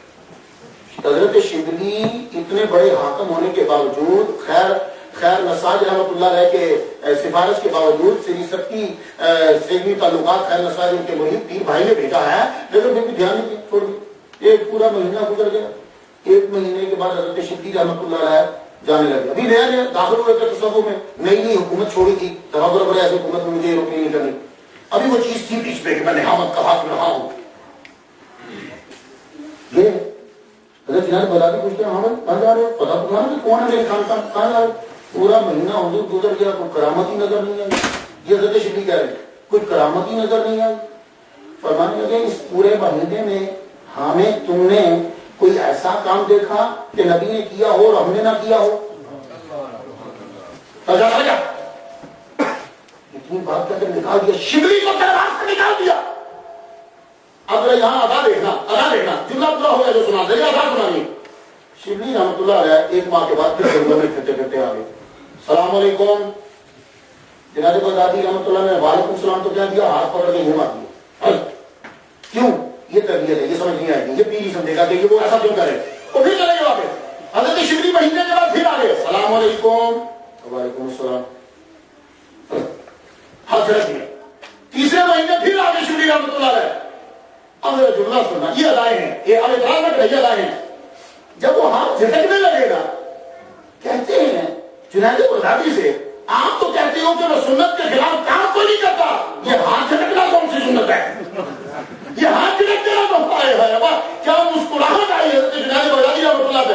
آپ نے سینے سے لگا، فرمانے لگے میں تیرے دل سے وہ حاکمیت کا جراثیم ختم کرنا چاہتا تھا کہ وہ تیرے ذہن میں حاکمیت کا جراثیم نہ رہے، ورنہ ہم جانتے ہیں اللہ کا جل شانہ۔ تو بھائی یہ عالم، ان کی کیا چہرہ مبارک دربار میں داخل ہوئے، 10 بندوں نے پکڑ کر آپ کے سر کو دبایا، گردن کی پتلی سی، ناک میں سے خون نکل آیا پر گردن نہ جھکا پایا۔ تو ہندو بیٹھا ہوا اتنا متاثر ہوا آپ کے جذبے سے اور حقانیت سے، جہانگیر نے کہا فوراً پکڑ کے ان کو لے جاؤ۔ ہندو کھڑا ہوا، جی میں لے جاؤں ان کو اپنے قلعے کے اندر قید کر دوں، وہاں سخت نظر رکھوں گا؟ جہانگیر نے کہا تم لے جاؤ۔ لے کر گئے تو پیچھے سے شورش تچا ہوگی، محافظ خان، خان اعظم، صدر جہاں، مشتبہ، سب کے سب بغاوت ہو گئی۔ اللہ کا جل شانہ، جہانگیر نے آرڈر دیا کہ ان کو یہاں سے پکڑ کے قلعہ گوالیار کے اندر بند کر دیا جائے۔ یہ 25 مائل 24 مائل دور ہے، پہاڑی کے اوپر سب سے خطرناک قلعے میں جا کے بند کر دیا گیا۔ آپ نے قلعے میں پہنچ کے حضرت یوسف علیہ السلام کی سنت ادا کرتے ہوئے قلعے میں بھی تبلیغ کرنا شروع کر دی۔ اس جیل کے اندر بھی کئی لوگوں کو مرید بنایا، جو دشمن تھے وہ بھی آپ کے ماننے والے آپ کے مرید بن گئے. اور ادھر سے خان اعظم محبت خان انہوں نے بغاوت کر دی. بغاوت جب کی تو جہلم آپ نے سنا ہوگا، لاہور کے حضرت صاحب کو معلوم ہے، جہلم کے دریا کے اوپر لڑائی جہانگیر اور محبت خان، لڑائی شروع ہوگی. اب وہ جنرل ہے کمانڈر ان چیف ہے فوج کو جانتا، اس نے ایسا پنترا بدلا، جہانگیر بھی پکڑا گیا، نور جہاں بھی پکڑی گئی، آصف جہاں بھی پکڑا گیا، تینوں کے تینوں پکڑے گئے، تینوں گرفتار ہو گئے. گرفتار ہو گئے تو بند کر دیا. اندر بند کیا تو لیٹر لکھا قلعہ گوالیار کے اندر، قلعہ گوالیار میں حضرت کو پیر و مرشد، بادشاہ بھی قید، ملکہ بھی قید، وزیر خبیث بھی قید، سب قید. آپ تشریف لائیے اور تخت پر بیٹھیے. اب بتاؤ ہم ہوتے یا آپ کا کیا ہوتا تو ہندوستان کا تخت اکبر بادشاہ کے بعد خالی ہے. اور آپ کے سارے فوجی، سارے جنرل آپ کے مرید، فوج آپ کے ساتھ، ایران تک آپ کے ماننے والے. اب اگر کوئی ملا ہوتا تو فوراً تخت پہ بیٹھ جاتا، تاریخ چینج ہو جاتی. آپ نے قلعے کے اندر سے جیل میں سے خط لکھا، محمد خان تجھے پیر آدم دیتا ہے، بادشاہ کو تخت پہ بیٹھا اور اسی طرح ہاتھ باندھ کے کھڑا ہو جیسے پہلے کھڑا ہوتا تھا، پر سجدہ مت کرنا. یہ ہے مجدد. اسی وقت چھوڑا، جہانگیر کو چھوڑا، نور جہاں کو چھوڑا، تخت پہ بٹھایا، آگے یوں کھڑے ہوئے جیسے کھڑے ہوتے تھے. کہا میں سجدہ تمہیں نہیں کرتا، لیکن ایک بات تجھے دکھا دو جہانگیر، جس کی تو مخالفت کرتا تھا اسی پیر کی آرڈر کی وجہ سے میں نے تیرا سر قلم نہیں کیا، تجھے میں نے دوبارہ تخت پہ بٹھایا. اب جہانگیر کی آنکھ کھلی، ہوش آیا، کہنے لگا حضور کو بلاؤ، قلعہ سے نکالو، وہ واپس آئے تو میں ان کی زیارت کرنا چاہتا ہوں، میں خدمت کرنا چاہتا ہوں. آپ کو آرڈر پہنچا کے بادشاہ نے آرڈر دے دیا قلعے سے نکلو. فرمانے لگے میں نہیں نکلوں گا جب تک شرطیں پوری نہ ہوں گی. یہی حضرت یوسف علیہ السلام نے کہا تھا جب بادشاہ نے کہا آپ آئیے دربار میں آ جائیے. ذرا دیکھو نا کیسا مجدد ہے، ہر نبی کا اثر پڑ رہا ہے. تب بھی بادشاہ ویٹ کر رہا ہے، آج بھی بادشاہ ویٹ کر رہا ہے. تب بھی بادشاہ نے بندے بھیجے اور یوسف علیہ السلام نہیں آئے تھے. آج بادشاہ نے بندے بھیجے، مجدد رسانی نہیں آئے. کہنے کی شرطیں، کہا کیا شرطیں یہ ہیں، بادشاہ گائے خود اپنے ہاتھ سے ذبح کرے گا، ایک. دوسری بات، دربار کے اندر دروازے کے اوپر ایک مسجد بنائی جائے گی. باقی باتیں اور سجدہ کوئی بھی دربار میں نہیں کرے گا. اور جتنی مسجدیں گرائی گئی اور مندر بنائے گئے، میں یہ نہیں کہتا کہ مندر گراؤ، لیکن جتنی مسجدیں گرا کے مندر بنائے گئے وہاں دوبارہ مسجدیں جو ہیں وہ بنائی جائیں اور شریعت کا آدر کر دیا جائے. اور یہ جتنے حرام کام تم نے شروع کیے ہیں یہ سب کے سب روکے جائیں. اس نے کہا حضور میں سائن کرتا ہوں، میں مانتا ہوں جو آپ فرمائیں گے وہی ہوگا، ایک دفعہ آپ میرے پاس تشریف لائیے. حضور وہاں سے قوالیار کے قلعے سے چلے کشمیر پہنچے. اب آ جائیے ظریف صاحب کے علاقے میں. کشمیر پہنچے، شیخ احمد صلی رحمۃ اللہ کشمیر پہنچے. جہانگیر نے ادب کیا، کھڑا ہو کے رستے میں استقبال کے لیے پہنچا. مجدد الفسانی جہانگیر کے دروازے میں پہنچے. جہانگیر جو ہے ایک دن، دو دن، تین دن، بڑا عرصہ جہانگیر کے دربار میں.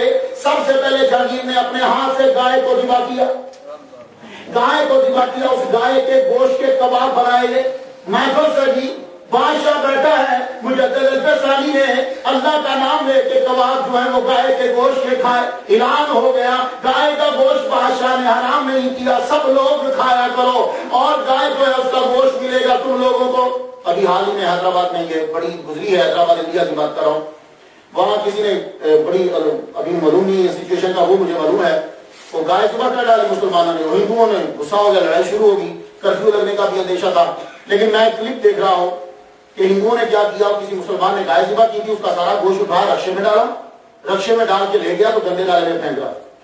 تو وہ پورے کسی نے پتہ نہیں اپنے نہیں بھر کے ڈال دیا فیس بک پہ، گالیاں بھی دے رہا تھا مسلمانوں کو اور گائے پکڑ کے گندے نالے میں پھینک رہا. تو اگلے بندے نے کہا اور ظالم تو اپنی ماں کی کتنی ادب کر رہا، یہی گائے اگر مسلمان کھا جاتا تو ادب زیادہ ہوتا، تو ماں اٹھا کے گندے نالے میں پھینک رہا، یہ ماں کا ادب ہے. اور دیکھیے کتنی ہماں کا کتنی ہے، وہ ماں اٹھا کے گندے نالے میں پھینک رہا اور ساتھ مسلمانوں کو گالی دے رہا. گالی خود کو دے، اگر مسلمان کھا جاتا تو اچھی جگہ پہ ماں پہنچتی، اب کہیں ماں گندے نالے میں گر گئی. اسی لیے کہتے ہیں شرک انسان کی مت مار دیتا ہے. یہی وجہ ہے شاید ہندو رام اور ہنومان کا مندر کٹھا نہیں بناتے، ورنہ مسئلہ بن جائے ہنومان کا لگا بنا دیتے ہیں. اور اگر کسی جگہ کٹھا بن گیا رام اور ہنومان کا مندر اور کسی کی بیوی گم ہو گئی اور وہ گیا رام کے پاس قرآن کہے گا وہ ہنومان کے پاس جا، میری بیوی بھی اس نے لے ڈھونڈ کے دی تھی۔ خدا کا خوف کرو یار، اللہ بھلا کرے ان مجددوں کا، اللہ بھلا کرے ان لوگوں کا جنہوں نے شرک سے ہم لوگوں کو بچا لیا، شرک سے بچا لیا۔ اور چائنا والا اور نواب بنا، آپ کو پتا ہے چائنا زندہ باد، چائنا نے کہا انڈیا والوں تمہارا بھگوان 100 روپے کا تھا، میں تمہیں 5 روپے کا دوں گا، میرے سے 5 کا لو۔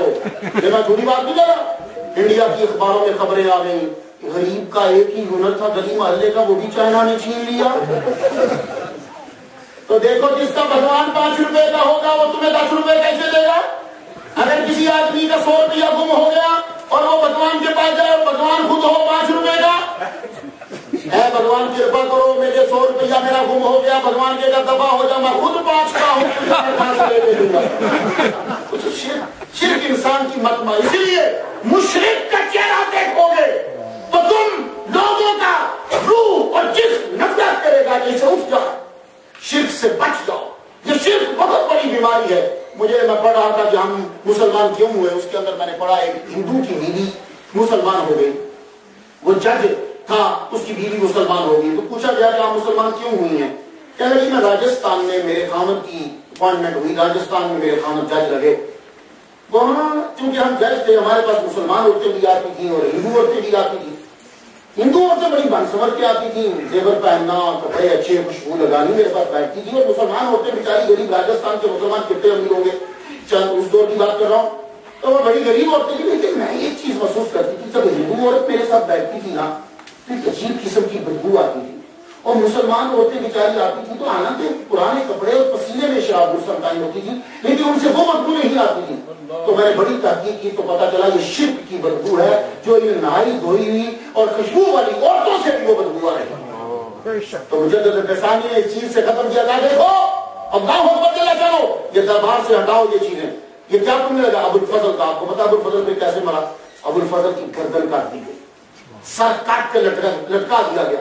تو جو دین پڑھتے ہیں دنیا کی خاطر ذلیل و رسوا ہو جاتے ہیں۔ ابو الفضل کہ جس نے قرآن کی تفسیر بے نقطہ ہی لکھی ہے، اسے کوئی نقطہ نہیں اس کے لفظوں، جو بھی وہ لفظ لکھتا ہے ایسا حرف نہیں لکھتا کہ جس کے اندر نقطہ ہو۔ اور پتہ ہے آپ کو یہ مدد کس سے لیتا تھا؟ مجدد الفسانی رحمۃ اللہ علیہ سے۔ پتہ ہے مدد کس سے لیتا تھا؟ لاہور کے علماء سے مدد لیتا تھا کہ اب اس جملے کو میں نے بیان کرنا ہے ان لفظوں میں کہ جس میں نقطہ نہ آئے۔ تو جمال طلبی رحمۃ اللہ علیہ حضور کے مریدین اس کی ہیلپ کرتے، مجدد الفسانی کہتے یعنی، تو جہاں ابو الفضل کا علم بڑھ جاتا تھا مجدد الفسانی اس کی رہنمائی فرماتے تھے کہ میرے نبی کی تعریف ہے، چلو کوئی بات نہیں ہم تمہیں بتاتے ہیں۔ تو جہانگیر کے دربار مسجد بنی، سب سے پہلی جماعت کشمیر کی اس دربار کے مسجد کے اندر مجدد الفسانی رحمۃ اللہ علیہ نے کروائی۔ بادشاہ ایک دن جہانگیر بادشاہ بیمار ہو گیا، کہنے لگا حضور میرے لیے دعا کیجیے۔ آپ نے فرمایا وضو کرتا ہوں، وضو تازہ کروں گا، لوٹا منگواؤ۔ اس نے لوٹا منگایا تو لوٹا سونے کا، آپ نے سونے کا لوٹا، فرمان لگے میری ساری تبلیغ اتنی کر کر کے پھر سونے کا لوٹا، او بھائی سونا حرام ہے۔ تو بادشاہ کی تعلیم دیکھو، کہنے لگا جی حرام کیا ہوتا ہے؟ یہ جہانگیر بادشاہ پوچھ رہا حرام کیا ہوتا ہے؟ تو جب بادشاہوں کو یہی نہ پتا وہ حرام کیا ہوتا ہے تو خاص حکمرانی کرے گی۔ جو تمہارے مدرسے کا پڑھا ہوا نہیں ہے وہ تم پہ حکمرانی کیسے کر سکے گا؟ جو جس کے پاس تمہاری تعلیم ہی نہیں ہے وہ تمہاری حکمرانی کس طریقے سے کر سکے گا؟ اپنے حاکم وہ بناؤ جو تمہارے مدرسے کا پڑھا ہو، حاکم اسے بناؤ جو تمہاری گلیوں میں چلتا ہو، حاکم اسے بناؤ کہ جو تمہارے معاملات کو جانتا ہو۔ اسے حرام کا نہیں پتا، لیکن نور جہاں پیچھے سے سمجھ گئی، اس نے فوراً بلوری یہ لوٹا جو ہے وہ پیش کیا پانی کا، پردے کے پیچھے سے آپ نے وضو فرمایا، وضو فرما کے آپ نے 2 نفل پڑھے، نفل پڑھنے کے بعد آپ نے بادشاہ کے لیے دعا کی تو فرمانے لگا میرا من چاہتا ہے کہ میں سرہند واپس جاؤں، تو ٹھیک ہو گیا انشاءاللہ۔ 1-2 دن کے بعد وہ ٹھیک ہوا، کہنے لگا حضور آپ مت جائیے، ذرا رک جائیے، میرا من چاہتا ہے کہ میں بھی سرہند آپ کے ساتھ چلوں۔ جہانگیر بادشاہ مجدد الفسانی رحمۃ اللہ کے ساتھ سرہند آیا، سرہند پہنچا، آتے ساری آپ کو پتا بادشاہوں کا رہنا سہنا اور ہوتا ہے، فقیروں کا اور ہوتا ہے۔ وہ جب گزرا تو مکان سرہند کے ٹیڑے میڑے تھے، اس طرح کو بنا، غریبوں کی آپ کو پتا جسے دل کیا بنا دیا، یہ کوئی امریکہ اور کینیڈا تو نہیں ہے نا بھائی یہاں یہ نہیں بن سکتا، یہاں یہ نہیں بن سکتا، اور جس کا جہاں دل کرے وہاں مکان بنا دیا۔ بادشاہ نے کہا گراؤ، مجدد الفسانی رحمۃ اللہ شیخ احمد سندھی کے گھر میں جاتے ہوئے راستہ سیدھا نہیں ہے، ابھی 4 ہی مکان گرے تو کسی نے روتے ہوئے کہا حضور مکان ہمارے گر رہے۔ ہم نے کہا تمہارے مکان کیوں گرا رہا کوئی؟ کہا جی بادشاہ کا آرڈر ہے کہ مجدد کے گھر کو جو راستہ جاتا ہے وہ سیدھا نہیں ہے، بیچ میں مکان آ رہے ہیں۔ ہاں خود کے فرمانے لگے ہم اسی طرح ہی رہتے ہیں، ان غریبوں کے مکان یہی رہنے دو، انہیں مت گراؤ۔ اچھا حضور، اپنا ڈیرا لگایا، ڈیرا لگا کے وہاں رہا۔ کھانے اب کہا مجدد ثانی رحمۃ اللہ فرمایا بادشاہ اب تیرے باورچی کھانا نہیں پکائیں گے، تو کچھ نہیں کرے گا، اب جتنے دن تو رہے گا تیری ضیافت یہ اللہ کا فقیر کرے گا۔ مجدد ثانی رحمۃ اللہ علیہ کے باورچی نے کھانا پکایا، ایسے میٹھے اور ایسے کھانے پکائے، اب پتہ نہیں کون پکاتا تھا، تو کھانے پکا کے جب جہانگیر کے سامنے پیش کرے کھائے تو کہ حضور اس کی ریسیپی جو ہے وہ میرے ذرا باورچی کو بتا دیجیے۔ حضور دوسرے دن پھر کہا اس کی ریسیپی ذرا میرے باورچی کو بتا دیجیے گا، آپ اس کو نہ پڑھتے۔ فرمانے لگے اچھا جتنے دن ضیافت وہ رہنا چاہتا تھا رہا۔ اس کے بعد روانہ ہونے لگا، کہنے کا حضور آپ میرے ساتھ چلیں گے؟ آپ نے فرمایا تھوڑی دیر سوچا تو شاید الہام ہوا آپ کو کہ ابھی آپ کی زندگی کچھ باقی ہے، آپ چلیے۔ آپ کو یہ پتا چل گیا تھا اور الہام ہو چکا تھا کہ آپ صرف 63 سال زندہ رہیں گے اور یہ 62واں سال ہے۔ آپ چلے، 19 سال گزر چکے ہیں جہانگیر کے ساتھ رہتے ہوئے، 19 سال بادشاہ کے ساتھ رہ کے ہندوستان میں کتنا ہمارے دین کو بچایا، اور آج ہم ان کا نام کم جانتے ہیں، ہم ان کے بارے میں کم فاتحہ پڑھتے ہیں، اور اتنے بڑے عالم دین 20 سال تک جہانگیر کی فوج میں رہ کے فوج کی تربیت، جہانگیر کے ساتھ رہ کے جہانگیر کی تربیت۔ آپ کے فرمایا ٹھیک ہے چلتا ہوں میں تمہارے ساتھ۔ کچھ کام یاد آئے، گنگا کے کنارے پہ جا کے ڈیرا لگا لیا، پڑاؤ کیا بادشاہ نے گنگا پہ۔ آپ نے وضو فرمانا تھا تو گنگا کا پانی لا کے فرمانا کہ میں گنگا کے پانی سے وضو نہیں کروں گا۔ یہ مجدد ہے، اس کے ہر کام میں گنگا کے پانی سے وضو نہیں کروں گا۔ کیوں؟ کہا اس کی پوجا کرتے ہیں ہندو، اس کے اندر اسنان کرتے ہیں ہندو، اور آپ سن لیجیے گا جا کے تحقیق کر لیجیے، میں بڑی کتابوں میں پڑھا ہندو جب گنگا کے اوپر دنیا کا سب سے بڑا میلہ پانی پہ جو لگتا ہے وہ گنگا پہ لگتا ہے۔ پانی کے اوپر جو میلہ دنیا کا سب سے بڑا پانی کا میلہ لگتا ہے، اور کیسے لگتا ہے سنو، یہ سب سے پہلے جاتے ہیں اپنے پروہت کے پاس، وہ کیا کرتا ہے کہ گائے کا یورین ان کو دیتا ہے، اس سے یہ ہاتھ اور منہ دھوتے ہیں، اس کے بعد یہ چھلانگ لگاتے ہیں گنگا کے اندر کہ اب ہم پاک ہو گئے۔ یہ بات یاد ہے۔ اس کے بعد اسی لیے شاہ رب الحق صاحب مکہ سے مجھے دعا کیجیے اللہ تعالیٰ سے کامل اجر عطا فرمائے۔ شاہ رب الحق صاحب فرماتے تھے بھائی بڑے دھیان سے ہندو کی مٹھائی کھایا کرو، کیونکہ ان کے نزدیک گائے کا پیشاب بھی متورک ہوتا ہے، کھوچا یہ بھی زمزم کی طرح سمجھ کے چھڑکتے ہوں۔ بڑے لوگوں سے میں نے سنا کوئی ہندو مٹھائی بڑی زبردست بناتا ہے، اچھا دیکھ تیرے ٹیسٹ میں ڈیولپمنٹ تو نہیں ہوگی تھی، تو خدا کا خوف کیا کرو، اپنے مسلمانوں کے ہاتھ کی مٹھائی کھایا کرو۔ تو یہ شاید اللہ صاحب اللہ جو ہے ان پر رحمت ہے، کروڑوں ان کی زندگی جو ہے سال اور بڑھے، کیونکہ ایسے لوگوں کی ہمیں ضرورت ہوتی ہے۔ اللہ جل شانہ مجدد ثانی نے فرمایا میں گنگا کے پانی سے وضو نہیں کروں گا۔ کہا حضور پھر کیا کریں؟ فرمانے لگے جاؤ کہیں اور سے میرے لیے پانی ڈھونڈ کر۔ 9 مائل دور بندہ جاتا تھا، وہاں ایک کنواں تھا، وہاں سے پانی لے کر آتا، مجدد ثانی اس پانی سے وضو فرماتے، پھر نماز جو ہے وہ ادا کرتے۔ اس کے بعد جب بادشاہ اپنی جگہ پہ پہنچ گیا، آپ نے فرمایا مجھے اجازت دیجیے، میں چاہتا ہوں خواجہ میری چشتی رحمۃ اللہ علیہ کے دربار پہ حاضری دے دوں۔ آپ وہاں پہنچے، آپ نے مراقبہ کیا، علامہ غالب صاحب سے ہم نے سماعت کیا کہ کشف آپ کا بڑا زبر، آپ کو معلوم ہو جاتا تھا کہ زمین پہ کیا ہے۔ ایک دفعہ آپ جنوب مشرق کی جانب زور کی نماز ادا کرنے کے بعد آپ گئے، سب سے پہلے ہندوستان کے اندر اگر نبیوں کے بارے میں کسی نے اطلاع دیا تو مجدد ثانی، ادروائز جمہور علماء کا یہ خیال تھا پہلے کہ ہندوستان میں کوئی نبی نہیں آیا، لیکن آپ نے فرمایا کہ 3 رسول آئے ہیں اور 40 جو ہیں 3 نبی آئے ہیں۔ یہ مجدد ثانی کی ایک روایت ہے، اور ایک روایت یہ ہے کہ 4 ٹوٹل آئے، یہ ایک روایت ہے۔ تو 3 رسول جو ہیں وہ انڈیا میں آئے، اور آئے بھی کہاں؟ سرہند میں آئے۔ یہ بات جان رکھیے، سرہند میں ان کی قبریں ہیں، اور آپ نے ٹیلے پہ چڑھ کے زور کی نماز کے بعد جب مراقبہ کیا تو مجدد ثانی فرمانے لگے کہ مجھے معلوم پڑا ہے کہ 3 رسولوں کی قبریں ہیں یہاں۔ یہ مجدد ثانی رحمۃ اللہ علیہ نے بتایا، تو اس کا مطلب یہ ہوا کہ انڈیا جو ہے، ہندوستان جو ہے، بڑی متبرک زمین ہے کہ ہمارے ابا آدم بھی ادھر ہی آئے تھے پہلے۔ انشاءاللہ موقع ملا تو وہاں جائیں گے۔ اسی لیے سب سے بہترین مسالے جو ہیں وہ انڈیا کے ہیں پوری دنیا میں۔ یہ جو زیادہ تر لوگ مسلمان ہیں انڈیا سائڈ کے، یہ دریاؤں کے کنارے اور اس کے، یہ وہ عربی یہاں سے مسالے لینے آتے تھے، یہاں وہ کپڑا بیچتے تھے، یہاں سے مسالے، الائچی، یہاں کی کالی مرچ، یہاں کی لونگ، ایسا جو ذائقہ پوری دنیا میں نہیں اور جو مسالے کی کہیں نہیں ہے، یہ مسالے صدقہ ہے آدم کا۔ جب آدم علیہ السلام جنت سے آئے تو ان کے یہاں وہ پتا تھا، اس جنت کے پتے کی خوشبو کی وجہ سے رب نے آپ کو اتنے مسالے ادا کر دیے۔ سبحان اللہ۔ یہ نبیوں کی چیزیں ہوتی ہیں مس کی ہوئی، اور مختلف جگہوں کی जिनसे बचत हासिल होती है। तो आपने ये इतला दी तो आप जब ख्वाजा साहब के दरबार पे पहुंचे, ख्वाजा के दर पर बड़े बड़ों ने हाजिरी की। हर एक के लिए जरूरी रहा कि ख्वाजा के दर पे हाजिरी दे।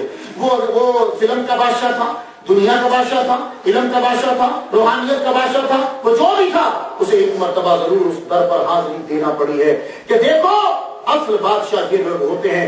यही वजह है कि एक अंग्रेज ने इंग्लैंड में जाके कहा, जब लोगों ने पूछा कि बताओ तुमने इंडिया में क्या देखा, तवक्को थी कि लाल किले का जिक्र होगा, तवक्को थी कि शायद हरम मनार का जिक्र होगा, तवक्को थी कि शायद ताजमहल का जिक्र होगा। कहने लगा इंडिया में मैंने एक चीज देखी, एक कब्र में लेटा हुआ सब जिंदों पे हुकूमत कर रहा है। एक कब्र में लेटा हुआ सब जिंदों पे हुकूमत कर रहा है। और औरंगजेब इसको भी मुजद्दिद कहा गया। बात सुन लो, मुजद्दिद जो होता है ये मुजद्दिद जरूरी नहीं कि एक सेंचुरी में एक ही हो। अभी .net से जो लिस्ट जारी हुई है, किसी सेंचुरी में 6 मुजद्दिद हैं और किसी सेंचुरी में 3 मुजद्दिद हैं, किसी सेंचुरी में 2 मुजद्दिद हैं, किसी सेंचुरी में 4 मुजद्दिद हैं, किसी सेंचुरी में 5 मुजद्दिद हैं। और जिस दौर में आला हज़रत अज़ीमुल बरकत शाह रज़ा बरेलवी रहमतुल्लाह मुजद्दिद हुए, आला हज़रत के .com से ये लिस्ट नज़र हुई कि उस दौर में 3 मुजद्दिद थे। सुभान अल्लाह। दूसरा मुजद्दिद जिसे तस्लीम किया गया और यूसुफ नबहानी रहमतुल्लाह अलैह। ये मेरी लिस्ट नहीं है, या हज़रत के वेबसाइट से जारी हुई, तो इसलिए परेशान न हुआ करें। अगर कोई आदमी, मैंने अपनी किताब में लिखी बिस्मिल्लाह रहमान रहीम, उसमें मैंने लिखा था अमीर दावत इस्लामी मुजद्दिद मसलक अहले सुन्नत, ये सबसे पहले मैंने लिखा, बड़ी पुरानी 80s की बात है। तो भाई एक दौर में कितने ही मुजद्दिद है। अल्लाह ताला किसी को 1 क्वालिटी देता है, किसी को 2 देता है, किसी को 3 देता है। लेकिन मुजद्दिद अल-फ़सानी जब तशरीफ लाए तो तमाम अक़ताब इकट्ठे हो गए। गौस पाक भी तशरीफ लाए, सब के सब तशरीफ लाए। हर एक ने ये कहा कि फैज हम देंगे। गौस पाक ने भी कहा मैं फैज दूंगा। हर एक ने कहा फैज हम देंगे। सिलसिला सोलवंतिया, कादरिया, चिश्तिया, नक्शबंदिया सब इकट्ठे हो गए। फिर मेरे नबी ने आके फैसला किया था, सुनो जरूरत नहीं, क्योंकि इनसे जिसकी तरफ ये होते उसका सिलसिला पूरी दुनिया में फैलता। आपने फरमाया सिलसिला तो नक्शबंदिया ही चलेगा, लेकिन तुम जमा खाता रखो, जो जिस जगह इसका नाम चलेगा हर सिलसिले को फैज मिलता रहेगा।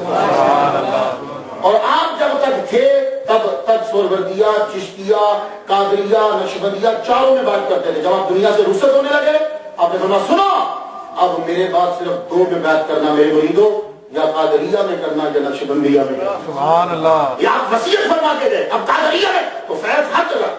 ये मुजद्दिद जो है आप खुद फरमाते हैं, हालांकि आपके दौर में शेख अब्दुल हक मुहद्दिस देलवी रहमतुल्लाह अलैह बुलंद जीवन है, बड़े बड़े अलामा हैं, शेख वजीउद्दीन हैं और भी अलामा बड़े मौजूद हैं। लेकिन अल्लाह ताला ने फैज दिया तो फैज पहुंचाया, इस मुजद्दिद के जरिए से पहुंचाया। तो शेख अहमद सरहंदी रहमतुल्लाह अलैह जब वहां पहुंचते हैं, ये ऐसी बारगाह है कि जहाँ बड़े बड़े बादशाह भी पहुंचे। और औरंगजेब आलमगीर हाजिरी देने के लिए वहां पहुंचा। ये बाकी बादशाह तो रहते ही तकरीबन वहां थे। मुजद्दिद अल-फ़सानी रहमतुल्लाह जब पहुंचे तो औरंगजेब भी आलमगीर भी पहुंचा था। एक दफा रस्ते से गुजर रहा है तो एक नबीना को देखा कि वो आपके दरबार पे बैठा हुआ रो रहा है और दुआएं मांग रहा है। आपने फरमाया हाफिज जी कितने अरसा हो गया? कहा बहुत अरसा हो गया, मैं यहाँ आंखें मांग रहा हूँ कि अल्लाह इनके सदके से आंखें अता फरमा दे, पर मुझे आंखें मिल रही। फरमाने लगे हाफिज जी मैं जा रहा हूँ अंदर सलाम करने, मेरी वापसी तक तेरी आंखें न आई तो मैं तेरी गर्दन उड़ा दूंगा। और 2 बंदे ऊपर बैठा दिए। फरमाने लगे मेरे दरबारियों जी, एक हाफिज के सज्जे हो जाए, एक हाफिज के गधे हो जाए। ये हाफिज भागे ना, क्योंकि अगर केले छोड़ के जाते पीछे से हाफिज भाग जाता। और आपको पता जो नबीना होता है इसकी हिस्से बड़ी देर होती है। और आपने फरमाया हाफिज भागेगा और मैं जा रहा हूँ ख्वाजा के दर पे सलाम करने। औरंगजेब आलमगीर जब सलाम करके वापस आए तो हाफिज तेरी दोनों आंखें वापस न आई तो मैं तेरी गर्दन अपने हाथ से उड़ाऊंगा। औरंगजेब आलमगीर रहमतुल्लाह अलैह वापस आए तो हाफिज दोनों आंखों से देख रहा था। सुभान अल्लाह। आप मुस्कुरा पड़े, यूं उसके अल्लाह के कंधे पे आके लगे हाफिज तूने पहले दिल से दुआ मांगी नहीं थी, तो पहले दिल से मांगता तो मेरे आने से पहले ही तेरी आंखें तब की आ चुकी होती। तो जब बंदा दिल से मांगता रहा मुझे रहमतुल्लाह ने यूं मुराकबा किया। मुराकबा करने के बाद आपको बहुत कुछ इनायात हुई। उसके बाद जो वहां के मुजद्दिद थे सज्जादा, उन्होंने आकर हुजूर को एक चादर खास अता फरमाई। वो खास चादर वो खुद ही रखते थे, وہ چادر عطا کی آپ نے وہ لی. علامہ صاحب نے فرمایا کہ آپ نے وہ چادر کہاں اپنے بیٹے سے کہ جب میں دنیا سے جاؤں تو میرے کفن کے ساتھ اس چادر کو رکھ دے. آپ واپس آ گئے. واپس جب آئے تو آپ کی عمر مبارک جو ہے وہ 62 مکمل ہو چکی ہے. آپ نے فرمایا کہ مجھے یہ الہام ہو چکا ہے کہ میری عمر بھی حضور کی سنت کے مطابق 63 سال ہی ہوگی. جیسے میرے نبی کی تھی ویسی ہی ان کی عمر اتنی ہوگی. 63 سال. 22 سفر ہوا تو 22 سفر کو آپ اپنے آبا و اجداد کی قبروں کے اوپر گئے. آپ نے قبروں پہ جا کے فاتحہ پڑھی اور آپ کا سختی سے ارادہ تھا. آپ سن لو کلمات جیسے ہمارے چیئرمین صاحب نے بدین صاحب نے کہا کہ اصل چیز آ گئی اور میں تقریر بھی ختم کرنے لگا ہوں.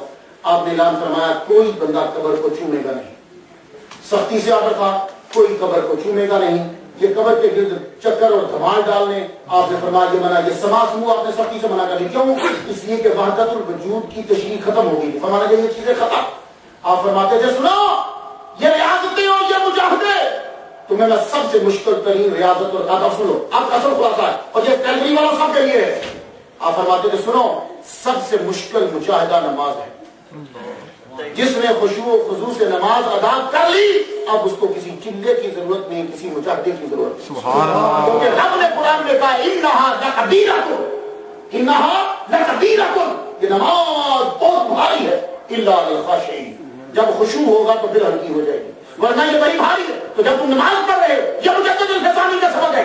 کبھی آپ نے نماز مس نہیں کی اشراق مس نہیں کی چاشت مس نہیں کی ابابین مس نہیں کی تہجد مس نہیں کی. ابابین میں سورہ واقعہ پڑھتے تھے. یہ ابابین 6 نفل ہیں جو مغرب کے بعد ادا کیے جاتے ہیں. ابابین میں سورہ واقعہ پڑھتے تھے اور آپ وطر پڑھتے تھے. سن لیجیے اب یہ سب چیز ہے. وطر پڑھتے تھے. وطر کی پہلی رکعت میں سبح اسما دوسری رکعت میں قل یا ایھا الکافرون تیسری رکعت میں قل ھو اللہ. اور جب آپ دعائے قنوت پڑھنے لگتے تھے تو قنوت شافعی کو قنوت حنفی میں ملا کر دونوں قنوتیں پڑھتے تھے. کیوں؟ آپ سنیے کیوں. آپ حنفی تھے مجدد الفسانی مسلک میں حنفی ہیں. کسی نے کہا حضور پیار تو کرتے ہو امام شافعی سے تو پیروی کرتے ہو امام اعظم کی یہ وجہ کیا ہے؟ آپ کو تو شافعی ہونا چاہیے کیونکہ آپ کو امام شافعی سے بڑا پیار ہے. کہنے لگے دونوں مجتہدوں کے مسائل جو ہیں وہ میرے سامنے آئے. میں نے ریسرچ کی. حق 2 حصے امام اعظم کے ساتھ تھا اور 1 حصہ امام شافعی کے ساتھ تھا. یہ علماء فقہ جو ہیں یہ سمجھیں گے. آپ اتنا ہی یاد رکھیے یہ نہیں جو کہ حق مینس جو اصل تحقیق ہے وہ دیکھی گئی. وہ تحقیق 2 حصے امام اعظم کے ساتھ. تو میں نے سوچ لیا کہ میں امام اعظم کی پیروی کروں گا زیادہ مسائل کے ساتھ. نوافل میں کبھی کبھی امام شافعی کی بات کی طرف جاتے تھے. یہ مسئلہ کر حنفی امام شافعی کا بڑا احترام کرتے تو دونوں قنوت ملا کر وطر میں پڑھتے وہ ادا کرتے اور عشاء کی نماز ضرور ادا کرتے. چاش کی نماز جو ہے وہ ضرور ادا کرتے. تہجد ضرور پڑھتے. عید آ گئی یہ آپ کی عید ہے یعنی سفر محرم ذی الحجہ عید کا خطبہ دینے کے بعد آپ نے کہا سنو ہماری عمر پوری مکمل ہونے والی ہے. ہمیں 63 سال ملے تھے. 63 سال پورے ہونے میں چند دن باقی ہیں. میں یہ چیزیں تمہیں کہہ رہا ہوں سنو. سنت سب سے ضروری شے ہے. سنت چھوڑ کر تم کبھی کامیاب نہیں ہوگے. سنت کو پکڑ لو. یہ وہ مجدد کہہ رہا ہے کہ جس نے ہندوستان کے تخت کو اپنے جوتے کی نوک پر رکھ کے ٹھکرا دیا. وہ کہہ رہا ہے سنت کے بارے میں تمہیں قیامت کے دن پوچھا جائے گا. اور آج ہم لوگ میں امریکہ میں آپ کو ماشاءاللہ بڑے اچھے پابند ہیں. میں نے امریکہ میں لوگوں کو دیکھتا ہوں لاکھ لوگ نماز why are you not covering your head while offering نماز. کہتے ہیں جسٹ سننا. یہ تو صرف سننا ہے. وہ سر کو کور نہیں کر رہا. بولا یہ سننا ہے. دیکھو آپ کو ٹوپی نہیں ملتی نہ پہنو کوئی بات نہیں. آپ کو ٹوپی نہیں ملتی آپ کے سر میں کوئی پرابلم ہے نہیں پہنو کوئی بات نہیں. لیکن حقیق کبھی نہ جاننا. کیا وجہ؟ ایک ہے سنت پہ عمل نہیں کر رہے. ایک ہے سنت کو حقیق جان رہے. ایک آدمی کی داڑھی نہیں ہے یہ الگ بات ہے. ایک آدمی داڑھی کی توہین کر رہا ہے یہ الگ بات ہے. داڑھی نہیں رکھی یہ اور بات ہے. یہ نبی کے اوپر ہے. لیکن داڑھی کی توہین کی اب رب کے اوپر ہے. جواب یاد رکھنا. داڑھی نہیں رکھی یہ نبی پر ہے. داڑھی کی توہین کر دیا مسئلہ نبی کی عدالت سے نکل گیا کیونکہ تم نے اس کے محبوب کی توہین کی ہے. اب یہ خدا کی عدالت میں پہنچ گیا. اور ایک بات جہاں عرض کروں یہ تم اکثر کہتے ہو السلام علیکم وعلیکم السلام. اگر اللہ سلام نہیں لگتا تو السلام علیکم. اچھا السلام علیکم وعلیکم السلام. سلام کرنا سنت ہے جواب دینا واجب ہے. سلام کرنا سنت ہے جواب دینا واجب ہے. یہ اکبر بادشاہ نے بدل دیا تھا اس کو بھی. اس کے دربار میں کیا ہوتا تھا اللہ اکبر یہ سلام ہے. آگے سے دوسرا ہوتا تھا جل جلالہ کیا پکڑ بات جیسے بھی آپ کو گڈ مارننگ گڈ ایوننگ یہ سارے بھلے یہ سلامی ہوتے تو السلام علیکم جو کہے یہ کہنا سنت اور وعلیکم السلام کہنا واجب. اب پوچھو علامہ غالب صاحب سے, علامہ غالب صاحب واجب ضروری ہوتا ہے یا سنت؟ بولے اصول میں یہ لکھا ہے کہ واجب ضروری ہوتا ہے, درجے کے لحاظ سے نہیں بات کرا کہ ویسے طاقت کے لحاظ سے یہ کہ آدمی کو وہ ضروری کرنا چاہیے, کرنا تو اسے بھی چاہیے. اچھا پھر یہ بتا دیجیے کہ سنت کا ثواب کتنا ہے؟ بولے جو السلام علیکم کہے گا اس کو 90 نیکیاں ملیں گی, جو وعلیکم السلام کہے گا اس کو 10 ملیں گی. سبحان اللہ. تو کام لے وہ لوگ جو سنت کو حقیقت سمجھتے تھے, یہاں سنت کا ثواب 90 نیکیاں ہیں اور واجب پر عمل کرنے کا ثواب 10 نیکیاں. سبحان اللہ. تو بھائی سنت کو کبھی حقیق نہ سمجھنا. یہ پگڑی رکھا, حضور نے ٹوپی بھی پہنی, ٹوپی بھی پہنا تھا, یہ مطلب نہیں ہے, لیکن کبھی کبھی پگڑی بھی پہن لیا. کیوں؟